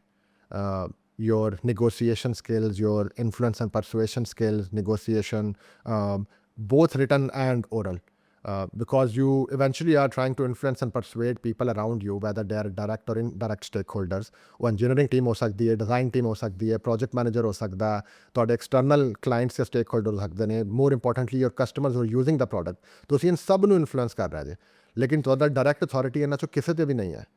This is a very difficult role. ਤੁਸੀਂ ਮੈਜਿਕ ਕਰਨਾ ਕੋਈ ਆਪਣੀ ਕਮਿਊਨੀਕੇਸ਼ਨ ਦੇ ਨਾਲ, ਅਥਾਰਟੀ ਤੋਂ ਬਗੈਰ ਤੁਸੀਂ ਇੱਕ ਰਿਸਪੌਂਸਿਬਿਲਿਟੀ ਨੂੰ ਪੂਰਾ ਕਰਨਾ। ਹਾਂ, ਔਰ ਜ਼ਿਆਦਾ ਕੰਪਲੈਕਸ ਹੈ ਕਿ ਤੁਸੀਂ ਇਹਨੇ ਸਾਰਿਆਂ ਰੋਲਸ ਜੋ ਮੈਂ ਲਏ ਨੇ, ਡਿਜ਼ਾਈਨ, ਇੰਜੀਨੀਅਰਿੰਗ, ਤੁਸੀਂ ਇਹਨਾਂ ਸਭ ਦੇ you are stepping on their toes. ਤੁਸੀਂ ਇਹ ਵੀ ਮੇਕ ਸ਼ੋਰ ਕਰਨਾ ਕਿ ਉਹ ਨਾ ਫੀਲ ਕਰਨ ਕਿ ਤੁਸੀਂ ਟੈਰੀਟੋਰੀਅਲ ਹੋ ਰਹੇ ਜੇ, ਤੁਸੀਂ ਉਹਨਾਂ ਦੇ ਸਪੇਸ 'ਤੇ ਜਾ ਰਹੇ ਹੋ। But it is your responsibility to get there. For example, ਅਗਰ ਤੁਸੀਂ ਇੰਜੀਨੀਅਰਿੰਗ ਨਾਲ ਕੰਮ ਕਰ ਰਹੇ, ਸੱਪ ਵੀ ਮਾਰਨਾ ਤੇ ਲਾਠੀ ਵੀ ਟੁੱਟਣੀ ਜੀ। ਅੱਛਾ, ਮੈਨੂੰ ਇਹ ਦੱਸੋ ਕਿ ਇੱਕ ਸਵਾਲ ਮੇਰੇ ਦਿਨ 'ਚ ਆਇਆ ਕਿ ਤੁਸੀਂ ਅੱਜ ਪ੍ਰੋਡਕਟ ਮੈਨੇਜਮੈਂਟ ਦੇ ਵਿੱਚ ਆਏ ਹੋ, ਤੁਹਾਡਾ ਇੱਕ ਪਾਥ ਹੈਗਾ। ਤੁਸੀਂ ਅਗਰ ਬੈਕਵਰਡ ਦੇਖੋ ਤਾਂ ਤੁਸੀਂ ਆਰਾਮ ਨਾਲ ਦੇਖ ਸਕਦੇ ਹੋ ਕਿ ਕੀ ਹੋਇਆ, ਫਿਰ ਕੀ ਹੋਇਆ, ਫਿਰ ਕੀ ਹੋਇਆ, ਇੱਥੇ ਮੈਂ ਕਿਸੇ ਨਾਲ ਪਹੁੰਚਿਆ। ਬੈਕਵਰਡ ਟ੍ਰੇਸਿਬਿਲਿਟੀ ਬੜੀ ਸਟ੍ਰੇਟ ਹੈ, ਬਿਲਕੁਲ। ਲੇਕਿਨ ਜਦੋਂ ਅਗਰ ਤੁਸੀਂ ਉੱਥੇ ਖੜੇ ਸੋ ਤਾਂ ਤੁਸੀਂ ਇਹ ਨਹੀਂ ਦੇਖ ਸਕਦੇ ਸੋ ਕਿ ਯਾਰ ਇਹ ਫਾਰਵਰਡ ਟ੍ਰੇਸਿਬਿਲਿਟੀ ਜਿਹੜੀ ਮੈਂ ਇੱਥੇ ਜਾਣਾ, ਇਸ ਤਰ੍ਹਾਂ ਜਾਣਾ। ਮਤਲਬ ਹਾਈ ਲੈਵਲ ਤੁਹਾਨੂੰ ਪਤਾ ਸੀ ਤੁਸੀਂ ਦੱਸਿਆ, ਲੇਕਿਨ ਐਗਜ਼ੈਕਟ ਡਿਫਾਈਨ। ਦੋ ਸਵਾਲ ਨੇ ਮੇਰੇ ਇੱਥੇ। ਇੱਕ ਸਵਾਲ ਇਹ ਹੈਗਾ ਕਿ ਅਗਰ ਅੱਜ ਕੋਈ ਪ੍ਰੋਡਕਟ ਮੈਨੇਜਰ ਬੈਠਾ ਹੈ, ਅੰਡਰਗ੍ਰੈਡ ਕਰ ਰਿਹਾ ਜਾਂ 10ਵੀਂ ਜਮਾਤ 'ਚ ਪੜ੍ਹ ਰਿਹਾ ਫੋਰ ਐਗਜ਼ਾਮਪਲ, ਉਹਦੇ ਕੋਲ ਉਹ ਸਾਰਾ ਪੋਟੈਂਸ਼ੀਅਲ ਹੈਗਾ ਕਿ ਜਿਹੜਾ ਉਸਦੀ ਕਮਿਊਨੀਕੇਸ਼ਨ ਦੇ ਕੋਈ ਐਡਵਾਂਟੇਜ ਉਹਦੇ ਕੋਲ ਹੈਗਾ, ਕੌਨਫੀਡੈਂਸ ਹੈਗਾ ਉਹਦੇ ਕੋਲ, ਡੀਲਿੰਗ ਕਰਨੀ ਆਉਂਦੀ ਹੈ ਉਹਨੂੰ। ਪਹਿਲਾ ਸਵਾਲ ਮੇਰਾ ਹੈਗਾ ਕਿ ਐਸਾ ਕੋਈ ਆਪਟੀਮਾਈਜ਼ਡ ਪਾਥ ਹੋ ਸਕਦਾ ਹੈ ਜਿਹੜਾ ਤੁਸੀਂ ਰਿਕਮੈਂਡ ਕਰੋ ਕਿਸੇ ਨੂੰ ਕਿ ਜਿਹਨੂੰ ਪ੍ਰੋਡਕਟ ਮੈਨੇਜਮੈਂਟ ਸਮਝ ਆਉਂਦੀ ਹੈ, ਅੱਛੀ ਲੱਗਦੀ ਪਈ ਹੈ ਸੁਣ ਕੇ, ਜਾਂ ਥੋੜ੍ਹਾ ਰਿਸਰਚ ਕਰੇ ਤਾਂ ਕਵੇ ਬੜਾ ਅੱਛਾ ਹੈ। ਤੇ ਉਹ ਕੀ ਪਾਥ ਹੋ ਸਕਦਾ ਹੈ, ਕਿਆ ਉਹ ਪਹਿਲੇ BCS ਕਰੇ ਜਾਂ ਉਹ BBA ਕਰੇ ਜਾਂ ਕਿਧਰੋਂ ਦੀ ਉਹ ਕਿਹੜੀ ਡਿਗਰੀ ਲੈ ਕੇ ਆਵੇ, ਨੰਬਰ 1। ਦੂਸਰਾ ਪਾਰਟ ਇਹਦਾ ਫਲਿੱਪ ਸਾਈਡ ਇਹ ਹੈ ਕਿ ਮੈਂ ਬੜਾ ਹੈਰਾਨ ਹੁੰਦਾ ਇਸ ਗੱਲ 'ਤੇ ਕਿ ਸਾਡੀ ਜਿਹੜੀ ਡਿਗਰੀ ਆਫਰਸ ਹੁੰਦੀਆਂ ਨੇ ਉਹ ਬੜੀ ਬਾਈਨਰੀਜ਼ ਜਾਂ ਬੜੀ ਜਿਹਨੂੰ ਕਹੀਦਾ ਨਾ ਕਿ ਕੰਪਿਊਟਰ ਸਾਇੰਸ ਦੀ ਡਿਗਰੀ ਸੀ ਜੀ, ਉਹਦੇ ਵਿੱਚੋਂ ਕਿੰਨਾ ਕੁਝ ਨਿਕਲਦਾ। ਹੁਣ ਕੁਛ ਨਾ ਕੁਛ ਚਲੋ ਡੇਟਾ ਸਾਇੰਸਿਸ ਜਾਂ ਆਰਟੀਫਿਸ਼ੀਅਲ ਇੰਟੈਲੀਜੈਂਸ ਇਹ ਸਭ ਤਾਂ ਠੀਕ ਹੈ, ਲੇਕਿਨ ਲੀਡਰਸ਼ਿਪ ਜਿਹੜੀ ਟੈਕ ਲੀਡਰਸ਼ਿਪ ਹੋਵੇ ਕੋਈ ਡਿਗਰੀ ਨਹੀਂ। ਈਵਨ ਲੰਬਸ ਜੈਸੀ ਯੂਨੀਵਰਸਿਟੀ ਜਾਂ ਕੋਈ ਜੋ MBAs ਔਰ ਬਿਜ਼ਨਸ ਲੀਡਰਸ ਬਣਾਉਣ ਦੀ ਕੋਸ਼ਿਸ਼ ਕਰਦੇ ਨੇ, ਉਹਨਾਂ ਦੇ ਵਿੱਚੋਂ ਵੀ IT ਇੰਡਸਟਰੀ ਪਾਕਿਸਤਾਨ ਦੇ ਵਿੱਚ ਹੁਣ ਇੰਨੀ ਜ਼ਿਆਦਾ ਕਾਮਨ ਹੈ, ਲੇਕਿਨ ਤੁਸੀਂ ਐਸੇ ਪ੍ਰੋਗਰਾਮਸ ਨਹੀਂ ਦੇਖਦੇ। ਫਾਸਟ ਦੇ ਵਿੱਚ ਇੱਕ ਜ਼ਮਾਨੇ 'ਚ SQ ਸੌਫਟਵੇਅਰ ਕੁਆਲਿਟੀ ਨਹੀਂ ਸੌਫਟਵੇਅਰ ਪ੍ਰੋਜੈਕਟ ਮੈਨੇਜਮੈਂਟ ਦਾ SPM ਉਹ ਇੱਕ ਲਾਂਚ ਹੋਇਆ ਸੀ, ਬੜਾ ਇੰਟਰਸਟਿੰਗ ਲੱਗਦਾ ਸੀ ਕਿ ਉੱਥੋਂ ਉਹਨਾਂ ਨੇ ਇਨੀਸ਼ੀਏਟਿਵ ਲਿੱਤਾ, ਲੇਕਿਨ ਸਾਡੇ ਲੋਕਾਂ ਨੂੰ ਇੰਨਾ ਜ਼ਿਆਦਾ ਐਕਸਪੋਜਰ ਨਹੀਂ ਮਿਲਦਾ। ਤੁਹਾਡੇ ਖਿਆਲ ਨਾਲ ਇੱਥੇ ਵੀ ਥੋੜ੍ਹੀ ਇੱਕ ਤਾਂ ਦੱਸ ਦਿਓ ਕਿ ਅਗਰ ਇਨ ਦ ਲੈਕ ਆਫ ਸੱਚ ਆਪਸ਼ਨਸ ਕੀ ਕਰ ਸਕਦਾ ਬੰਦਾ ਕਿ ਉਹ ਐਸਾ ਕੋਈ ਇੰਟਰਸਟ ਰੱਖਦਾ ਤੇ ਉਹ ਆਪਟੀਮਾਈਜ਼ ਤਰੀਕੇ ਨਾਲ ਗਰੋ ਕਰੇ, ਯਾਨੀ ਥੋੜ੍ਹਾ ਸਪੈਸ਼ਲਾਈਜ਼ਡ ਪਾਥ ਅਖਤਿਆਰ ਕਰੇ ਜਾਂ ਨਾ ਕਰੇ, ਜਿਸ ਤਰ੍ਹਾਂ ਤੁਸੀਂ ਕਮੈਂਟ ਕਰੋ। ਦੂਸਰਾ ਇਹ ਹੈ ਕਿ ਜੀ ਥੋੜ੍ਹਾ ਯੂਨੀਵਰਸਿਟੀ ਦਾ ਵੀ ਕਮੈਂਟ ਕਰੋ ਕਿ ਸਾਡੇ ਜਿਹੜੇ ਲੋਕੀ ਡਿਜ਼ਾਈਨ ਕਰਦੇ ਨੇ ਇਹ ਚੀਜ਼ਾਂ ਉਹ ਇੰਨੇ ਡਿਸਕਨੈਕਟਡ ਕਿਉਂ ਹੁੰਦੇ ਨੇ ਕਿ ਬਹੁਤ ਸੇ ਰੋਲ ਜਿਹੜੇ ਦੁਨੀਆ ਜੀ ਰਹੀ ਹੈ ਜਿਹਦੇ ਉੱਤੇ ਉਹਦੇ ਬਾਰੇ 'ਚ ਟ੍ਰੇਨਿੰਗ ਨਹੀਂ ਮਿਲ ਰਹੀ ਲੋਕਾਂ ਨੂੰ, ਔਰ ਟ੍ਰੇਨਿੰਗ ਬੜੀ ਜਨਰਲ ਜੀ ਹੁੰਦੀ ਹੈ ਤੇ ਉਹਦੇ ਉੱਤੇ ਫਿਰ ਧੱਕੇ ਖਾ ਕੇ ਬੰਦਾ ਕੁਝ ਬਣ ਕੇ ਬੈਠਾ ਹੁੰਦਾ। I think जो ਤੁਹਾਡਾ ਪਹਿਲਾ ਸਵਾਲ ਹੈ ਰਿਗਾਰਡਿੰਗ ਦਾ ਪਾਥਵੇ, ਪ੍ਰੋਡਕਟ ਮੈਨੇਜਮੈਂਟ ਜਾਂ ਬਿਜ਼ਨਸ ਐਨਾਲਿਸਿਸ ਸਿਮਿਲਰ ਸਟਰੀਮਸ, ਲੇਕਿਨ ਪ੍ਰੋਡਕਟ ਮੈਨੇਜਮੈਂਟ ਦਾ ਜ਼ਿਆਦਾ ਡਿਫਾਈਨਡ ਰੋਲ ਹੈ। ਇਹਦੇ ਦੋ ਕੋਰ ਪਾਥਵੇਜ਼ ਨੇ ਜਿੰਦੇ ਦੇ ਥਰੂ ਲੋਕ ਇਹਦੇ 'ਚ ਆਉਂਦੇ ਨੇ। ਮਤਲਬ ਆਈ ਬੀਨ ਹਾਇਰਿੰਗ ਫॉर ਅਬਾਊਟ 10 years ਨਾਓ, ਔਰ ਦੋ ਪਾਥਵੇ ਬੜੇ ਕਲੀਅਰ ਨੇ ਜਿਨ ਲੋਕ ਆਉਂਦੇ ਨੇ। ਇੱਕ ਨੇ business graduates, ਲਾਰਜਲੀ MBA types who eventually become product managers and they generally get a step up. For example, अगर एक बंदा एक अच्छी यूनिवर्सिटी तो MBA करके आ रहा है तो they would be hired a level up than a CS graduate would. CS graduate ने थोड़ी ज़्यादा मार खानी पैंदी and I have a bias for CS graduates, लेकिन इंदे च वजह है कि जो CS graduates दी ज़्यादातर जो revenue या business दी sense होंदी है वो weak होंदी, because this degree is very highly biased towards technology. ਤੇ ਪ੍ਰੋਡਕਟ ਮੈਨੇਜਰ ਵਾਸਤੇ ਜੋ ਤੁਹਾਡੀ ਬਿਜ਼ਨਸ ਐਕਿਊਮਨ ਹੈ, ਬਿਜ਼ਨਸ ਨੂੰ ਅੰਡਰਸਟੈਂਡ ਕਰਨਾ, ਕਸਟਮਰ ਆਊਟਕਮਸ ਕੀ ਨੇ, they R really important as technology. ਤੇ MBA ਗ੍ਰੈਡਸ ਨੂੰ ਥੋੜੀ ਐਡਵਾਂਟੇਜ ਹੁੰਦਾ। ਇੱਕ ਤਾਂ ਇਹ ਪਾਥਵੇ ਜਿਹਦੇ ਤੇ ਲੋਕ ਆਉਂਦੇ ਨੇ। ਦੂਸਰਾ ਪਾਥਵੇ ਸਾਡਾ ਟਿਪੀਕਲ ਟੈਕਨੋਲੋਜੀ ਡਿਗਰੀਜ਼ ਵਾਲਾ, electrical engineers, electronic engineers and computer scientist. ਇਹ ਦੋ ਕੋਰ ਪਾਥਵੇਜ਼ ਨੇ ਜਿਹਦੇ ਤੇ ਲੋਕ ਆ ਰਹੇ ਨੇ। ਓਵਰ ਦ ਈਅਰਸ 10 ਸਾਲ ਤੋਂ ਮੈਂ ਤਕਰੀਬਨ ਹਾਇਰਿੰਗ ਕਰ ਰਿਹਾ ਆਪਦੀ ਟੀਮ ਜਾਂ ਸਿਸਟਰ ਟੀਮਸ ਵਾਸਤੇ, ਔਰ ਮੈਂ ਰਿਪੋਰਟ ਵੀ ਕਰਦੇ ਨੇ ਮੈਨੂੰ ਪ੍ਰੋਡਕਟ ਮੈਨੇਜਰਸ ਔਰ ਬਿਜ਼ਨਸ ਐਨਾਲਿਸਟ। ਮੈਂ ਇਹ ਓਬਜ਼ਰਵ ਕੀਤਾ ਕਿ if you are in a technology company product manager, ਕਿਉਂਕਿ ਪ੍ਰੋਡਕਟ ਮੈਨੇਜਰ ਤੁਸੀਂ ਕਿਸੇ ਵੀ ਪ੍ਰੋਡਕਟ ਦੇ ਹੋ ਸਕਦੇ। ਅ ਮਾਈਕ ਲੱਗਿਆ, you can be a product manager of this table even. ਅਗਰ ਕਿਸੇ ਟੈਕਨੋਲੋਜੀ ਜਾਂ ਸੌਫਟਵੇਅਰ ਬੇਸਡ ਪ੍ਰੋਡਕਟ ਦੇ ਤੁਸੀਂ ਪ੍ਰੋਡਕਟ ਮੈਨੇਜਰ ਜੇ, you are way better positioned to succeed and excel if you come with a tech degree. Okay. If you have the time and passion to grow your leadership skills and business acumen.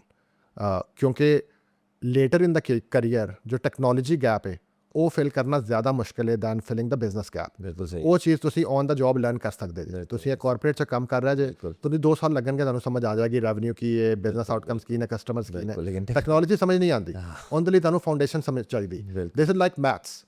ਇੱਕ ਬੱਚੇ ਨੂੰ ਤੁਸੀਂ primary 'ਚ maths ਨਹੀਂ ਪੜ੍ਹਾਇਆ, 6ਵੀਂ ਜਮਾਤ 'ਚ ਆ ਕੇ ਕਹਿੰਦੇ ਜੇ ਡਿਫਰੈਂਸ਼ੀਅਲ ਇਕੁਏਸ਼ਨਸ ਕਰੋ, ਉਹਨੂੰ 2+2 ਹੀ ਨਹੀਂ ਆਉਂਦਾ। So that is much harder. ਤੇ ਟੈਕਨੋਲੋਜੀ ਗ੍ਰੈਜੂਏਟਸ ਵਾਸਤੇ ਬਹੁਤ ਈਜ਼ੀ ਹੈ। ਆਈ ਥਿੰਕ ਮਿਸ ਜ਼ਿਆਦਾਤਰ ਇਹ ਹੁੰਦੀ ਕਿ ਜੋ ਟੈਕ ਗ੍ਰੈਜੂਏਟਸ ਆਉਂਦੇ ਨੇ they normally slow down there ਕਿ ਆਏ ਔਰ ਰੋਲ ਕਰਨ ਲੱਗ ਪੈਂਦੇ ਨੇ and then they don't fill that gap, ਔਰ ਇਸ ਵਜ੍ਹਾ ਤੋਂ ਜੋ ਬਿਜ਼ਨਸ ਗ੍ਰੈਡਸ ਨੇ ਉਹ ਅੱਗੇ ਨਿਕਲ ਜਾਂਦੇ ਨੇ। ਲੇਕਿਨ ਮੈਂ ਜੋ ਹੋਸ਼ ਵਾਲੀ ਦੌੜ ਹੈ, ਹਾਂ ਮੈਂ ਜੋ observe ਕੀਤਾ corporates 'ਚ, if someone is a good product manager, if he is a visible technology or product leader in the organization, this is one role which is prime to become the leader of the organization. ਤੁਸੀਂ ਵੱਡੇ corporates 'ਚ ਵੇਖੋਗੇ ਜੋ ਲੋਕ CEO ਬਣਦੇ ਨੇ from ground to up, ਜ਼ਿਆਦਾਤਰ ਲੋਕ ਪ੍ਰੋਡਕਟ ਦੇ ਥਰੂ ਆਉਂਦੇ ਨੇ। Because this is a role where you have visibility of everything, you have no unknowns, you know the business, you know the technology, you know the ins and outs of everything.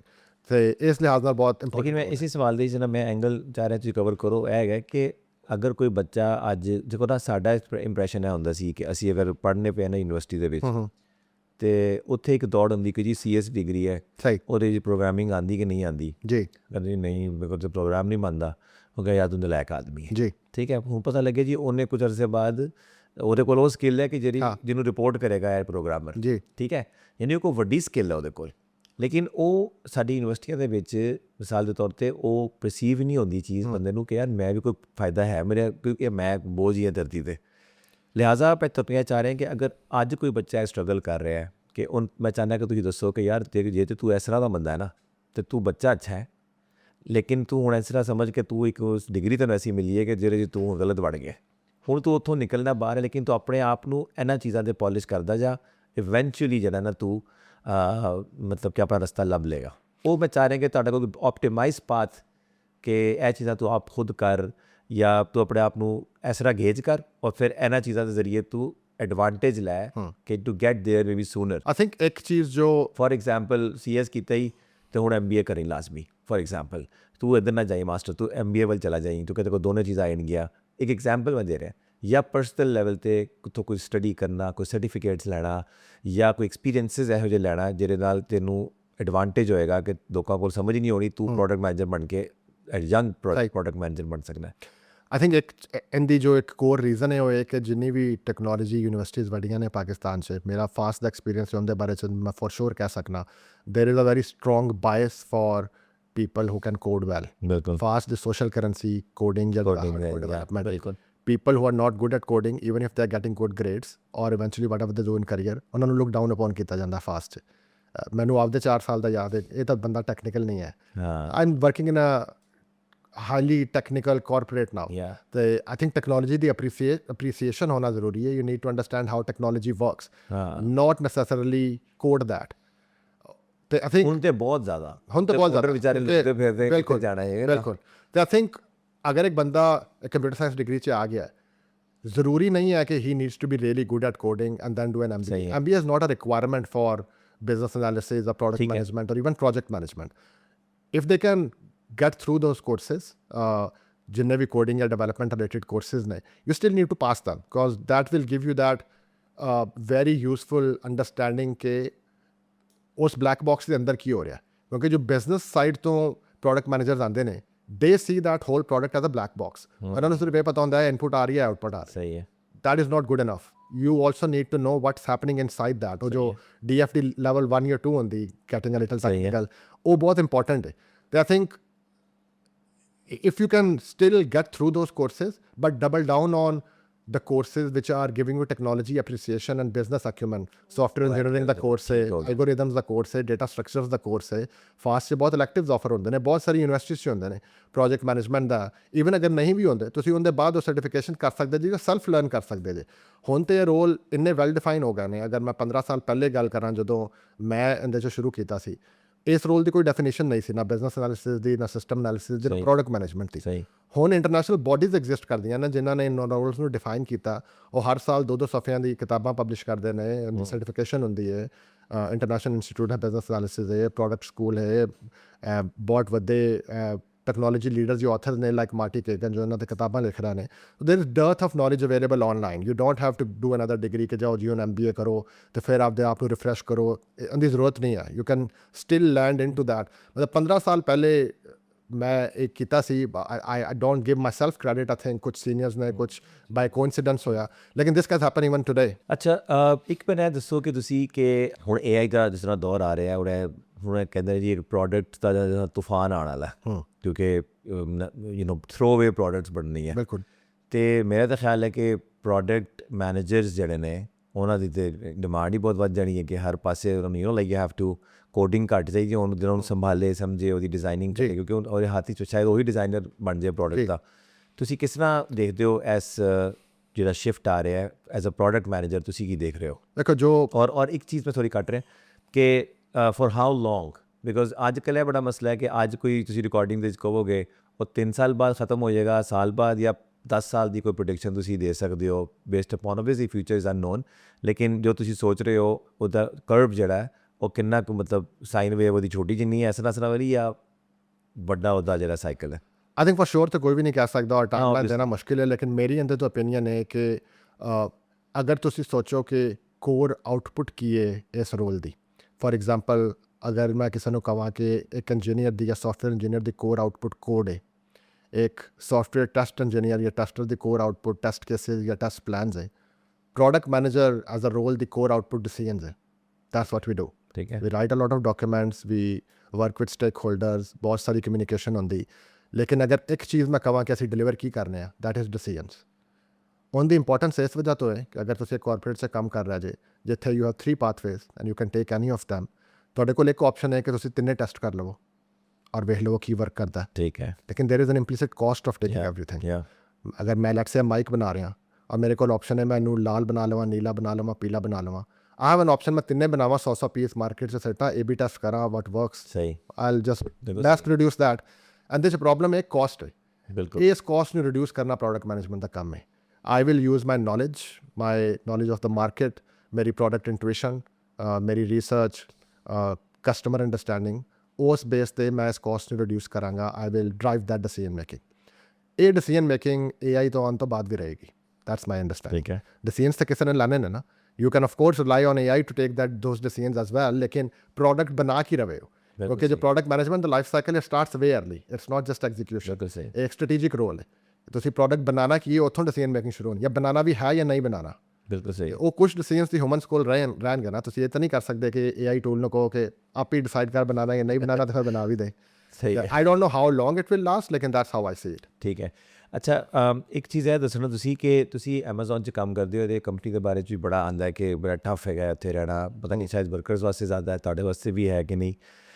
ਤੁਹਾਡੇ KPIs personal ਕੀ ਨੇ, ਔਰ ਤੁਸੀਂ at this stage with this much experience ਤੁਸੀਂ ਅੱਜ ਜ਼ਰਾ can you help us, like can you walk us through ਤੁਹਾਡਾ day to day time meetings ਦੇ ਵਿੱਚ ਜ਼ਿਆਦਾ ਲੱਗਦਾ ਹੈ, ਰੀਡਿੰਗ ਦੇ ਵਿੱਚ ਲੱਗਦਾ ਹੈ, ਤੁਸੀਂ ਆਪਣੇ ਆਪ ਨੂੰ ਕੰਪੈਰੀਟਿਵ ਕਿਸ ਤਰ੍ਹਾਂ ਰੱਖਦੇ ਹੋ, ਕਿਉਂਕਿ ਇਸ ਰੋਲ ਦੇ ਉੱਤੇ ਤੁਸੀਂ ਡਿਲੀਵਰ ਨਹੀਂ ਕਰੋਗੇ ਅਤੇ ਕਲੀਅਰਲੀ ਤੁਹਾਡੀ ਜੌਬ ਐਟ ਸਟੇਕ ਵੀ ਹੋ ਸਕਦੀ ਹੈ, ਅਤੇ ਕਿਸ ਤਰ੍ਹਾਂ ਤੁਸੀਂ ਆਪਣਾ ਕੰਫਰਟ ਜ਼ੋਨ, ਯਾਨੀ ਕੰਫਰਟ ਜ਼ੋਨ ਨਹੀਂ ਕਹਿਣਾ ਚਾਹੀਦਾ, ਬਟ ਲਾਈਕ ਕਿਸ ਤਰ੍ਹਾਂ ਤੁਸੀਂ how do you feel about your day to day work, ਯਾਨੀ ਤੁਸੀਂ ਉਹਨੂੰ ਐਗਜ਼ੌਸਟਿਵ ਤੁਹਾਡੀ ਰੂਟੀਨ ਹੈ ਜਾਂ ਤੁਹਾਨੂੰ ਜਿਹੜਾ ਨਾ ਰਿਲੈਕਸ ਰੂਟੀਨ ਹੁੰਦੀ ਹੈ, you know everything, you know decisions ਕਿਸ ਤਰ੍ਹਾਂ ਲੈਣੇ ਨੇ, ਮੈਨੂੰ ਦੇਖ ਕੇ ਪਤਾ ਚੱਲ ਜਾਂਦਾ ਹੈ ਕਿ ਗੱਲ ਕੀ ਹੋ ਰਹੀ ਹੈ, ਅਤੇ ਮੈਂ ਤਾਂ 3 ਘੰਟੇ ਦੇ ਅੰਦਰ ਦਿਨ ਆਪਣਾ ਸਮੇਟ ਕੇ ਉਹ ਸੁੱਟਣਾ ਅਤੇ ਬਾਅਦ 'ਚੋਂ ਮੈਂ ਚਿਲ ਕਰਨਾ। हाँ, एंड जैसे कि Amazon is a huge organisation, 2 million employees ने तकरीबन, और मैं प्राइम वीडियो से काम करना which in itself is a huge organisation, 5-6 हज़ार बंदा है। मेरा जो पर्सनल रोल है वो प्राइम वीडियो दी सब्सक्रिप्शंस का जो प्रोडक्ट चार्ट है, आई लीड दैट वर्ल्ड ठीक वाइड है। On all devices. सो अगर तुसी टीवी ते, मोबाइल ते, वैब ते या किसी भी डिवाइस ते प्राइम वीडियो तो सब्सक्राइब करन जाओगे, वो जो पूरी जर्नी है वर्ल्ड वाइड, वो मैं लीड करना उनकी जो प्रोडक्ट मैनेजमेंट ठीक है। प्रैक्टिस है। हुण इहदे च अमेज़ॉन से जो सर्वाइवल है, considering the scale of the organisation, और ना सिर्फ अमेज़ॉन, जो बाकी फैंग ऑर्गेनाइजेशन है, सर्वाइवल ऑफ द फिटेस्ट वाला मॉडल You know? है। It is designed in a way that if you are not doing well you will be replaced, and nobody is ashamed about it, not even the person being thrown out, because they expect it from day one कि ਅਸੀਂ ਇਹ ਨਾ ਕੀਤਾ ਤੇ that's how this works। ਬਿਲਕੁਲ ਉਹਦੇ 'ਚ ਹੁਣ 2-3 ਮਾਡਲ ਨੇ, ਜਾਂ ਤਾਂ ਤੁਸੀਂ ਇਸ ਮਾਡਲ 'ਚ ਲੱਗ ਜਾਓ ਕਿ ਮੈਂ ਹਰ 3-4 ਸਾਲ ਬਾਅਦ ਪ੍ਰਮੋਟ ਹੋਣਾ ਹੈ, ਲੈਵਲਿੰਗ ਸਿਸਟਮ ਹੈ, ਔਰ ਤੁਸੀਂ ਉਹ ਲੈਵਲਿੰਗ ਗਾਈਡਲਾਈਨਸ ਪ੍ਰੀ ਪਬਲਿਸ਼ਡ ਹੁੰਦੀਆਂ ਨੇ, ਤਾਂ ਤੁਸੀਂ ਉਸ ਦੇ ਮੁਤਾਬਿਕ ਅਗਰ ਮੈਂ 3 ਸਾਲ ਬਾਅਦ ਟਾਰਗੇਟ ਕਰ ਰਿਹਾ ਤਾਂ ਤੁਸੀਂ ਉਹਦੇ ਦੇ ਮੁਤਾਬਿਕ ਹੁਣੇ ਤੋਂ ਕੰਮ ਕਰਨਾ ਸ਼ੁਰੂ ਕਰ ਦਿਓ। ਫਿਰ ਤੁਸੀਂ ਇਹ ਵੀ ਡਿਜ਼ਾਈਨ ਕਰੋਗੇ ਕਿ ਮੈਂ ਕਿਸ ਚੀਜ਼ 'ਤੇ ਕੰਮ ਕਰਨਾ ਹੈ, ਮੈਂ ਕਿੱਥੇ ਵਿਜ਼ਿਬਿਲਿਟੀ ਗੇਨ ਕਰਨੀ, ਕਿਹੜੇ ਲੀਡਰ ਨੂੰ ਮੈਂ ਇਨਫਲੂਐਂਸ ਕਰਨਾ, ਕਿੰਦੇ ਅੱਗੇ ਮੈਂ ਜਾਣਾ, ਤੇ ਤੁਸੀਂ ਇਹ ਚੀਜ਼ਾਂ ਕਰੋਗੇ। दूसरा मॉडल है कि you go into the depth of what you are working on and become really good at it. For example मैं जो काम कर रहा सबसक्रिप्शन चार्टर ਨੂੰ ਲੀਡ ਕਰਨ ਦਾ, ਮੈਂ ਪਰਸਨਲੀ ਜੋ ਇੰਜੋਏ ਕਰਨਾ ਉਹ ਇਹ ਕਿ ਮੈਂ ਉਹਦੇ 'ਚ ਥਾਟ ਲੀਡਰ ਬਣਾ।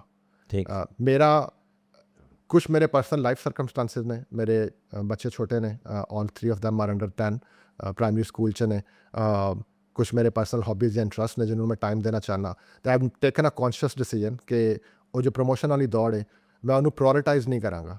ਇਫ ਇਟ ਹੈਪਨਸ ਬਿਲਕੁਲ ਸਹੀ ਵੈਲ ਐਂਡ ਗੁੱਡ, ਲੇਕਿਨ ਅਗਰ 4-5 ਸਾਲ ਮੈਨੂੰ ਸਲੋ ਕਰਨਾ ਪੈਂਦਾ, I am happy with that. It's a conscious life decision at this stage in my life. ਮੈਂ ਬੱਚਿਆਂ 'ਤੇ ਫੋਕਸ ਕਰਨਾ ਚਾਹੁੰਦਾ, ਲੇਕਿਨ ਉਹਦੇ 'ਚ to get intellectual stimulation that I am still doing good at my job, ਔਰ ਜੋ ਸਾਡਾ ਰੇਟਿੰਗ ਮੈਕੈਨਿਜ਼ਮ ਹੈ ਉਹਦੇ 'ਚ ਮੈਂ ਥਰਾਈਵ ਕਰਾਂ। I am comparative in that ਕਿ ਸਾਡੀ ਇੱਕ ਰੇਟਿੰਗ ਹੁੰਦੀ ਟੌਪ ਟੀਅਰ ਟੈਲੈਂਟ।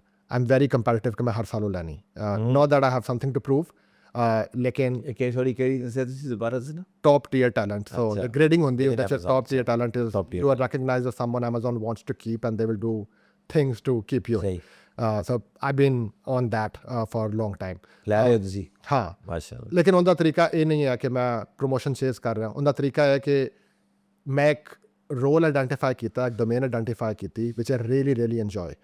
जो सब्सक्रिप्शन इकोनॉमी है, I have a keen eye on that. I study that कि सब्सक्रिप्शन इकोनॉमी 'ਚ ਦੁਨੀਆ 'ਚ ਕੀ ਹੋ ਰਿਹਾ, ਫਨਲ ਦੀ ਜੋ ਆਪਟੀਮਾਈਜੇਸ਼ਨ ਹੈ, ਕਸਟਮਰ ਟਰਸਟ ਹੈ, ਇਹ ਸਭ ਚੀਜ਼ਾਂ 'ਤੇ ਮੇਰਾ ਪਰਸਨਲ ਇੰਟਰਸਟ ਹੈ।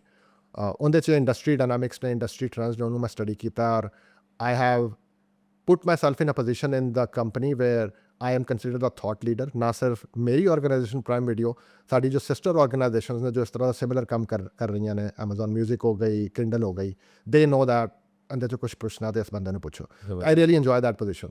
ਤੇ ਉਸ ਪੋਜੀਸ਼ਨ ਤੇ ਆ ਕੇ now you can say that I am in that a little bit of a comfort zone because people know that he is a thought leader in this, ਤੇ I can take a bit of leverage there. ਬਹੁਤ ਅੱਛਾ, ਬਹੁਤ ਅੱਛਾ. ਅੱਛਾ ਹੁਣ ਇਹ ਦੱਸੋ ਕਿ ਤੁਹਾਡੇ ਲੌਂਗ ਟਰਮ ਪਲਾਨਸ ਕਿਸ ਤਰ੍ਹਾਂ ਤੁਸੀਂ ਦੇਖਦੇ ਹੋ? You want to stick with Amazon? ਤੁਸੀਂ ਆਪਣੀ ਕੰਪਨੀ ਬਣਾਉਣ ਦਾ ਕਿਉਂ ਨਹੀਂ ਸੋਚਿਆ ਅੱਜ ਤੱਕ? ਬਿਜ਼ਨਸ ਸ਼ੁਰੂ ਕਰ ਰਹਾ, ਬੜਾ ਯਾਰ ਨੌਕਰੀ ਕਰ ਲਿੱਤੀ.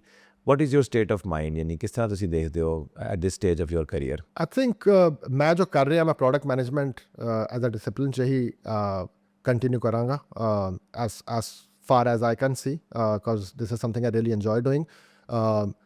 ਜੋ ਟੈਕਨੋਲੋਜੀ ਲੀਡਰਸ਼ਿਪ ਵਾਲੇ ਰੋਲ ਨੇ, I would probably want to be in a position where I'm heading a product management perspective practice.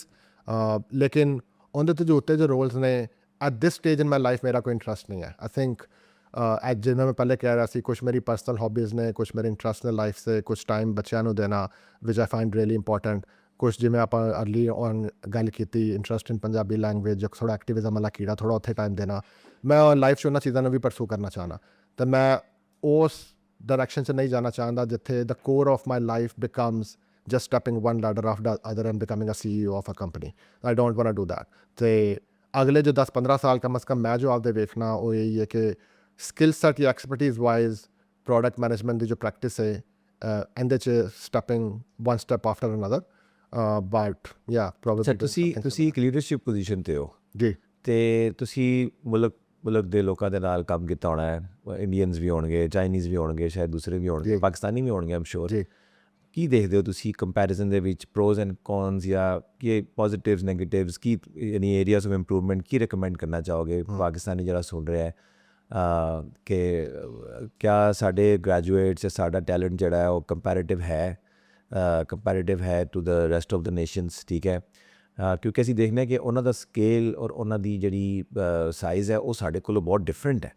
ਇਹਦੀ ਕੀ ਵਜ੍ਹਾ ਹੈ ਫਿਰ? ਅਗਰ ਸਾਡਾ ਵੀ ਟੈਲੈਂਟ ਬੜਾ ਅੱਛਾ, ਅਸੀਂ ਕਿਉਂ ਨਹੀਂ ਅੱਗੇ ਜਾ ਪਾਉਂਦੇ? ਸਾਡੀ ਕੰਪਨੀਆਂ ਕਿਉਂ ਨਹੀਂ 1000 12 10 ਹਜ਼ਾਰ ਇੰਪਲੋਈਜ਼ ਕਰਦੀਆਂ? ਠੀਕ ਹੈ ਨਾ, what is missing, what is positive and what is missing?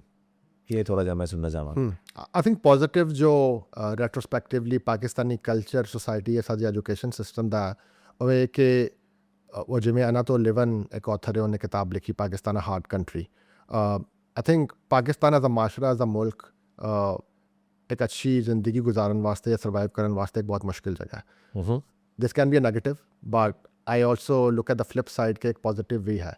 ਜਦੋਂ ਤੁਸੀਂ ਇਸ ਗ੍ਰਾਈਂਡ ਤੋਂ ਗੁਜ਼ਰਦੇ ਜੇ, it puts you in a position where you have been through so much ਕਿ ਅਗਰ ਉਹ ਤੁਹਾਡੇ 'ਤੇ ਮੁਸ਼ਕਿਲ ਆਉਂਦੀ, you already knows the ways to how to get through it, ਜਾਂ ਉਹਨੂੰ ਤੁਸੀਂ ਕਿਵੇਂ ਮੈਨੇਜ ਕਰਨਾ ਹੈ.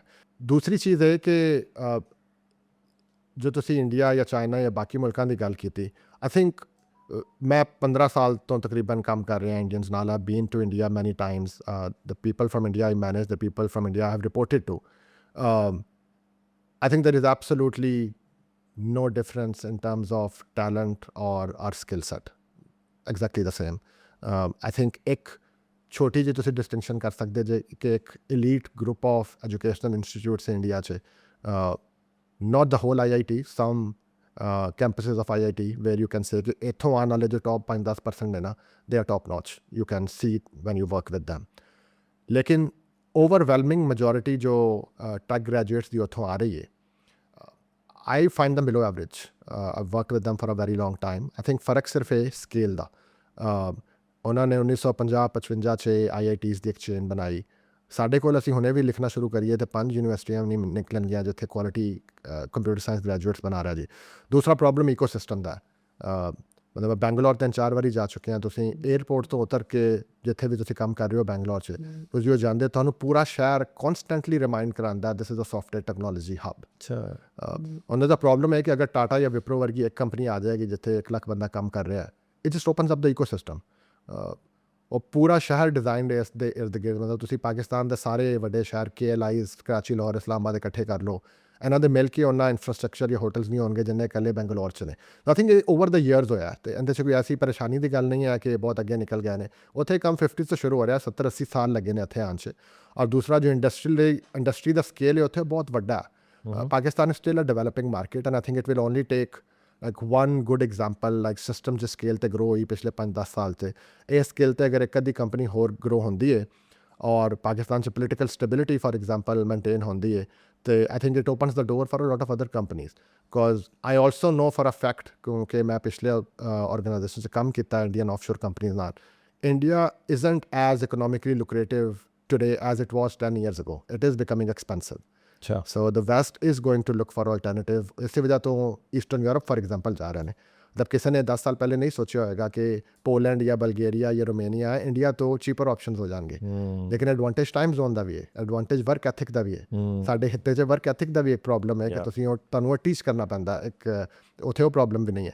ਤੇ ਇਸ ਵਜ੍ਹਾ ਤੋਂ ਆਈ think that option still remains open. I think ਇੱਕ ਪੋਲੀਟੀਕਲ ਸਟੈਬਿਲਿਟੀ ਦਾ ਪ੍ਰੋਬਲਮ ਹੈ, ਥੋੜਾ ਇਕੋਸਿਸਟਮ ਦਾ ਇਸ਼ੂ ਹੈ, but talent wise I don't C much issue. I think ਇਹ ਜ਼ਰੂਰ ਹੈ ਕਿ ਸਾਡੇ यहाँ ਜੋ ਅੱਛੇ ਗ੍ਰੈਜੂਏਟਸ ਰਿਡਿਊਸ ਹੋ ਰਹੇ ਨੇ ਉਹ ਸ਼ਾਇਦ ਸਾਲ ਦੇ 400-500 ਹੋਣਗੇ, ਉੱਥੇ ਸ਼ਾਇਦ 1000 ਹੋਣਗੇ, ਲੇਕਿਨ ਦੈਟਸ ਦ ਸਕੇਲ, ਮਤਲਬ ਆਬਾਦੀ 'ਚ ਹੀ 7 ਗੁਣਾ ਵੱਡਾ ਹੈ।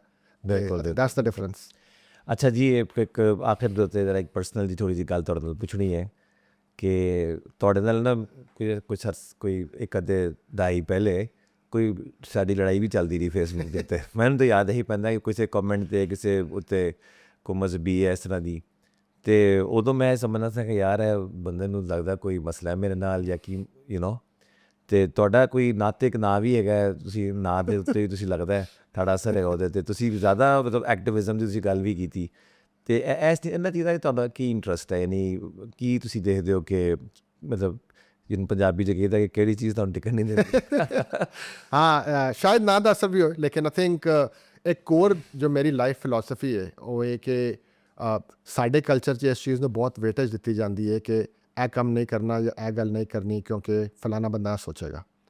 ਆਈ strictly don't believe in that, ਔਰ ਮੈਨੂੰ ਇਸ ਚੀਜ਼ ਤੋਂ ਨਫ਼ਰਤ ਦੀ ਹੱਦ ਤੱਕ ਮੈਂ ਉਹਦੇ ਤੋਂ ਚਿੜਨਾ। ਮੈਂ ਆਪਦੇ ਬੱਚਿਆਂ ਨੂੰ ਇਹ ਪ੍ਰੀਚ ਕਰਨਾ ਕਿ ਕੋਈ ਬੰਦਾ ਕੀ ਸੋਚੇਗਾ ਇਸ ਬਾਰੇ 'ਚ ਜਾਂ ਤੁਹਾਡੀ ਪਰਸੈਪਸ਼ਨ ਕੀ ਬਣੇਗੀ, ਇਸ ਵਜ੍ਹਾ ਤੋਂ ਕੋਈ ਚੀਜ਼ ਕਰਨੀ ਹੈ ਨਹੀਂ ਕਰਨੀ ਹੈ ਫੈਸਲਾ ਨਹੀਂ ਹੋਏਗਾ। ਸਹੀ। ਇਹਦੇ 'ਚ ਮੇਰੇ ਤੋਂ ਗਲਤੀਆਂ ਵੀ ਹੋਈਆਂ ਨੇ ਆਫ ਕੋਰਸ। ਇੱਕ ਉਹ ਟਾਈਮ ਐਸਾ ਸੀ ਜਦੋਂ ਫੇਸਬੁੱਕ ਜਾਂ ਔਰਕਟ ਜਾਂ ਨਵੀਂ ਉਹ ਔਨਲਾਈਨ ਡਿਬੇਟਸ ਦਾ ਟਾਈਮ ਸ਼ੁਰੂ ਹੋਇਆ ਸੀ। I think I was like 18 ਔਰ 19। ਸਹੀ। ਇੱਕ ਲਰਨਿੰਗ ਦਾ ਫੇਸ ਸੀ। ਬਹੁਤ ਸਾਰੇ ਜੋ ਆਈਡੀਆਜ਼ ਹੁੰਦੇ ਨੇ, ਭਾਵੇਂ ਉਹ ਮਜ਼ਹਬ ਤੋਂ ਰਿਲੇਟਿਡ ਨੇ ਜਾਂ ਸਿਆਸਤ ਤੋਂ ਰਿਲੇਟਿਡ ਨੇ, ਉਹ ਇੱਕ ਐਸਾ ਟਾਈਮ ਹੁੰਦਾ ਜਦੋਂ ਤੁਸੀਂ ਸਭ ਕੁਛ ਐਕਸਪਲੋਰ ਕਰ ਰਹੇ ਹੁੰਦੇ ਜੇ, ਔਰ ਕੋਈ ਵੀ ਚੀਜ਼ ਜੋ ਥੋੜ੍ਹੀ ਜਿਹੀ ਰੈਡੀਕਲ ਹੁੰਦੀ ਜਾਂ ਮੁਖਤਲਿਫ ਹੁੰਦੀ, ਜੋ ਇੱਕ ਕਨਵੈਨਸ਼ਨ ਹੁੰਦਾ, ਉਹ ਤੁਹਾਨੂੰ ਅਟਰੈਕਟ ਕਰਦੀ ਕਿ ਇੱਕ ਏਜ ਦਾ ਫੈਕਟਰ ਹੁੰਦਾ। ਓਵਰ ਟਾਈਮ ਤੁਸੀਂ ਚੀਜ਼ਾਂ ਲਰਨ ਕਰਦੇ ਜੇ, ਥੋੜ੍ਹਾ ਜਿਹਾ ਬਰੋਡ ਪਰਸਪੈਕਟਿਵ ਲੈਂਦੇ ਜੇ, ਤੁਹਾਡਾ ਹੋਰਾਈਜ਼ਨ ਵੱਡਾ ਹੁੰਦਾ ਤਾਂ ਤੁਹਾਨੂੰ ਪਤਾ ਲੱਗਦਾ ਯਾਰ ਇਵੇਂ ਨਹੀਂ ਹੈ। ਨੋ ਆਈ ਨੋ 3 more things and I think this is the right one। ਥੋੜ੍ਹੀ ਜਿਹੀ ਅਪਰੋਚ ਬੈਲੈਂਸਡ ਹੋ ਜਾਂਦੀ। ਫਿਰ ਸ਼ਾਦੀ ਹੁੰਦੀ, ਬੱਚੇ ਹੁੰਦੇ ਨੇ, ਤੁਹਾਨੂੰ ਇੱਕ ਹੋਰ ਪਰਸਪੈਕਟਿਵ ਮਿਲਦਾ।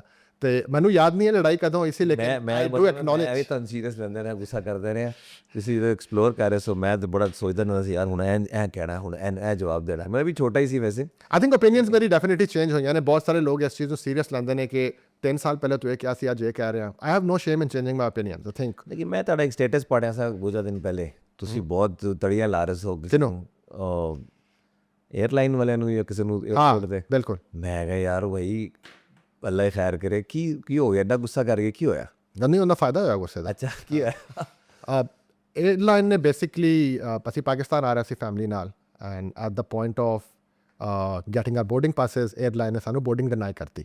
ਅੱਛਾ। ਮੇਰੇ ਨਾਲ 3 ਛੋਟੇ ਬੱਚੇ ਨੇ, ਸਾਰੇ 10 ਸਾਲ ਤੋਂ ਛੋਟੇ ਨੇ। ਅਸੀਂ 2-3 ਘੰਟੇ ਡਰਾਈਵ ਕਰਕੇ ਏਅਰਪੋਰਟ ਆਏ ਹਾਂ। ਕਿਹੜੀ ਏਅਰਲਾਈਨ ਸੀ? It was Turkish. ਠੀਕ ਹੈ। ਅਤੇ ਸਾਡੇ ਕੋਲ 10 ਬੈਗ ਨੇ, ਪਾਕਿਸਤਾਨ ਆ ਰਹੇ ਹਾਂ, ਸਮਾਨ ਹੁੰਦਾ। ਓਏ ਹੋਏ। ਬੋਰਡਿੰਗ ਦੇ ਟਾਈਮ 'ਤੇ ਡਿਨਾਈ ਹੋ ਗਿਆ। ਹੁਣ ਅਸੀਂ 5 ਹਫ਼ਤੇ ਵਾਸਤੇ ਪਾਕਿਸਤਾਨ ਆ ਰਹੇ ਹਾਂ ਬੱਚਿਆਂ ਨਾਲ, ਅਤੇ ਅਸੀਂ ਕੋਈ 12-14 ਘੰਟੇ ਏਅਰਪੋਰਟ 'ਤੇ ਸਟੈਂਡਰਡ ਰਹੇ। ਸਾਨੂੰ ਕੋਈ ਪਤਾ ਨਹੀਂ ਕੀ ਹੋ ਰਿਹਾ। ਇਹ ਕਿਹੜਾ ਏਅਰਪੋਰਟ ਸੀ? ਲੰਡਨ ਸਟੈਂਸਟਡ। ਅੱਛਾ। ਅਤੇ ਕੋਈ ਹੈਲਪ ਨਹੀਂ ਕੀਤੀ ਉਹਨਾਂ ਨੇ, ਔਰ ਏਅਰਲਾਈਨ ਟਰੈਵਲ ਏਜੰਸੀ ਨੂੰ ਬਲੇਮ ਕਰੇ, ਟਰੈਵਲ ਏਜੰਸੀ ਏਅਰਲਾਈਨ ਨੂੰ ਬਲੇਮ ਕਰੇ। ਹੈ ਲੌਂਗ ਸਟੋਰੀ ਸ਼ਾਰਟ, ਐਂਡ 'ਤੇ ਮੈਂ ਡਿਸਾਈਡ ਕੀਤਾ ਕਿ ਅਸੀਂ ਘਰ ਜਾਂਦੇ ਹਾਂ, ਤਾਂ I'll C what I can do. ਅਸੀਂ ਫਲਾਈਟ ਛੱਡ ਕੇ ਘਰ ਆ ਗਏ, ਅਤੇ 2-3 ਦਿਨ ਮੈਨੂੰ ਲੱਗੇ। ਅਤੇ ਉਹ ਗੁੱਸਾ ਇਹ ਸੀ ਕਿ we are paid for a service. Contract 'ਚ ਲਿਖਿਆ ਕਿ ਏਅਰਲਾਈਨ ਦੀ ਇੱਕ ਰਿਸਪੋਂਸੀਬਿਲਿਟੀ ਹੈ, ਸਾਡੀ ਕੋਈ ਮਿਸਟੇਕ ਨਹੀਂ ਹੈ। ਏਅਰਲਾਈਨ ਨੇ ਆਪ ਮਿਸਟੇਕ ਕੀਤੀ ਕਿ ਉਹਨਾਂ ਟਿਕਟਿੰਗ ਸਿਸਟਮ 'ਚ ਕੋਈ ਐਰਰ ਹੋਇਆ। ਹੁਣ ਇਹ ਜੋ ਸਾਰਾ ਕਾਰਪੋਰੇਟ ਨੌਨਸੈਂਸ ਹੈ ਜਿਹਦੇ 'ਚ ਤੁਸੀਂ ਕੰਜ਼ਿਊਮਰ ਦੀ ਰਿਸਪੋਂਸੀਬਿਲਿਟੀ ਅਵਾਇਡ, ਮੈਂ ਇਸ ਚੀਜ਼ 'ਚ ਕੰਮ ਕਰਨਾ। Customer trust is something I deeply care about, despite working for a company like Amazon, which doesn't have a very good repute at it. I am known as a voice of customer at a very bullish corporate like Amazon. तो इस चीज़ में बहुत serious लेना. ਤੇ I found my ways ਕਿ ਇਹਨਾਂ ਨੂੰ ਕਿਵੇਂ ਸਿੱਧਾ ਕਰਨਾ ਹੈ. ਉਹ ਮੈਨੂੰ ਗੁੱਸਾ ਸੀ and it took me like 10 days not only to get a refund but a compensation for that. अच्छा नाइस चलो ऑफलाइन पूछता ਸੀ ਕੀ ਕੀਤਾ ਸੀ हाँ ज़रूर. ताकि ਉਹ ਕਿਤੇ ਲਾਈਕ ਜੀ ਬਹੁਤ ਅੱਛਾ ਆਈ ਥਿੰਕ ਜਨਰਲ ਕਨਵਰਸੇਸ਼ਨ ਕਿ ਚਿਟ ਚੈਟ ਪੰਜਾਬੀ ਦੇ ਨਾਲ ਦੇਖਦੇ ਆ ਕਿ ਲੋਕਾਂ ਨੂੰ ਕਿੰਨੀ ਸਮਝ ਆਉਂਦੀ ਸਾਡੀ ਪੰਜਾਬੀ ਸਹੀ ਬੋਲੀ ਹੈ ਗਲਤ ਬੋਲੀ ਹੈ ਵਿੱਚੋਂ ਅੰਗਰੇਜ਼ੀ ਵੀ ਚੱਲਦੀ ਰਹੀ ਥੋੜ੍ਹੀ ਜੀ ਲੇਕਿਨ ਚਲੋ ਨੈਚੁਰਲ ਫਲੋ ਦੇ ਵਿੱਚ ਅਸੀਂ I think ਟੈਕਨੋਲੋਜੀ ਦੀ ਗੱਲ ਕਰੀਏ ਤਾਂ ਕੁਝ ਨੌਲੇਜ ਹੀ ਇੰਗਲਿਸ਼ 'ਚ ਜਨਰੇਟ ਹੋਇਆ ਤਾਂ ਥੋੜ੍ਹੀ ਬਹੁਤ ਅੰਗਰੇਜ਼ੀ ਇਸਤੇਮਾਲ ਕਰਨੀ ਪੈਂਦੀ. ਸਰ ਜੀ ਠੀਕ ਹੈ ਬਹੁਤ ਸ਼ੁਕਰੀਆ ਤੁਹਾਡੇ ਟਾਈਮ ਦਾ ਅੱਛਾ ਜੀ ਇਹ ਅਸੀਂ ਜਿਹਨੇ ਅਲੀ ਨਾਤਿਕ ਸਾਹਿਬ ਦੀ ਅੱਜ ਜਰਨੀ ਸੁਣੀ ਹੈ बहुत इंटरेस्टिंग है सो मैंने ये देखा है कि नॉलेज जितना ही आप ले सकते हैं उतना ही ले सकते हैं जितना आपकी कैपेसिटी है टू एब्जॉर्ब ठीक है मैं ਇਹਨਾਂ ਦੀ ਗੱਲਾਂ 'ਚੋਂ ਬਹੁਤ ਕੁਝ ਪਰਸਨਲੀ ਖੁਦ ਵੀ ਸਿੱਖਿਆ ਲੇਕਿਨ ਅਗਰ ਤੁਸੀਂ ਇਹਨੂੰ ਸਿਰਫ ਇੱਕ ਸਟੋਰੀ ਸੁਣਦੇ ਹੋ ਤੇ ਉਹ ਸਟੋਰੀ ਹੈ ਤੁਹਾਡੇ ਵਾਸਤੇ ਅਗਰ ਤੁਸੀਂ ਗੌਰ ਕਰੋ ਤੇ ਉਹਦੇ 'ਚ ਬਹੁਤ ਲੈਸਨਸ ਨੇ ਇੱਕ ਆਦਮੀ ਦੀ ਲਾਈਫ ਸਟੋਰੀ 20-25 ਸਾਲ ਦੀ ਕਹਾਣੀ ਉਹਨੇ ਤੁਹਾਡੇ ਸਾਹਮਣੇ ਦੱਸੀ ਹੈ ਤੇ ਉਮੀਦ ਹੈ ਕਿ ਤੁਸੀਂ ਇਹਨੂੰ ਸਮਝੋਗੇ ਔਰ ਇਹਦੇ ਤੋਂ ਕੁਝ ਨਤਾਇਜ ਕੱਢੋਗੇ ਔਰ ਉਹਨੂੰ ਇਸਤੇਮਾਲ 'ਚ ਲਿਆ ਕੇ ਫਿਰ ਤੁਸੀਂ ਇਨਸ਼ਾ ਅੱਲਾਹ ਤਾਲਾ ਉਮੀਦ ਹੈ ਕਿ ਤੁਹਾਨੂੰ ਉਹ ਤੁਹਾਡੀ ਜ਼ਿੰਦਗੀ ਦੇ ਵਿੱਚ ਕੰਮ ਵੀ ਆਏਗੀ ਬਹੁਤ ਸ਼ੁਕਰੀਆ ਆਪਣੇ ਟਾਈਮ ਦੇਣ ਦਾ ਬਹੁਤ ਸ਼ੁਕਰੀਆ ਅਲੀ ਭਾਈ Thank you. अस्सलाम वालेकुम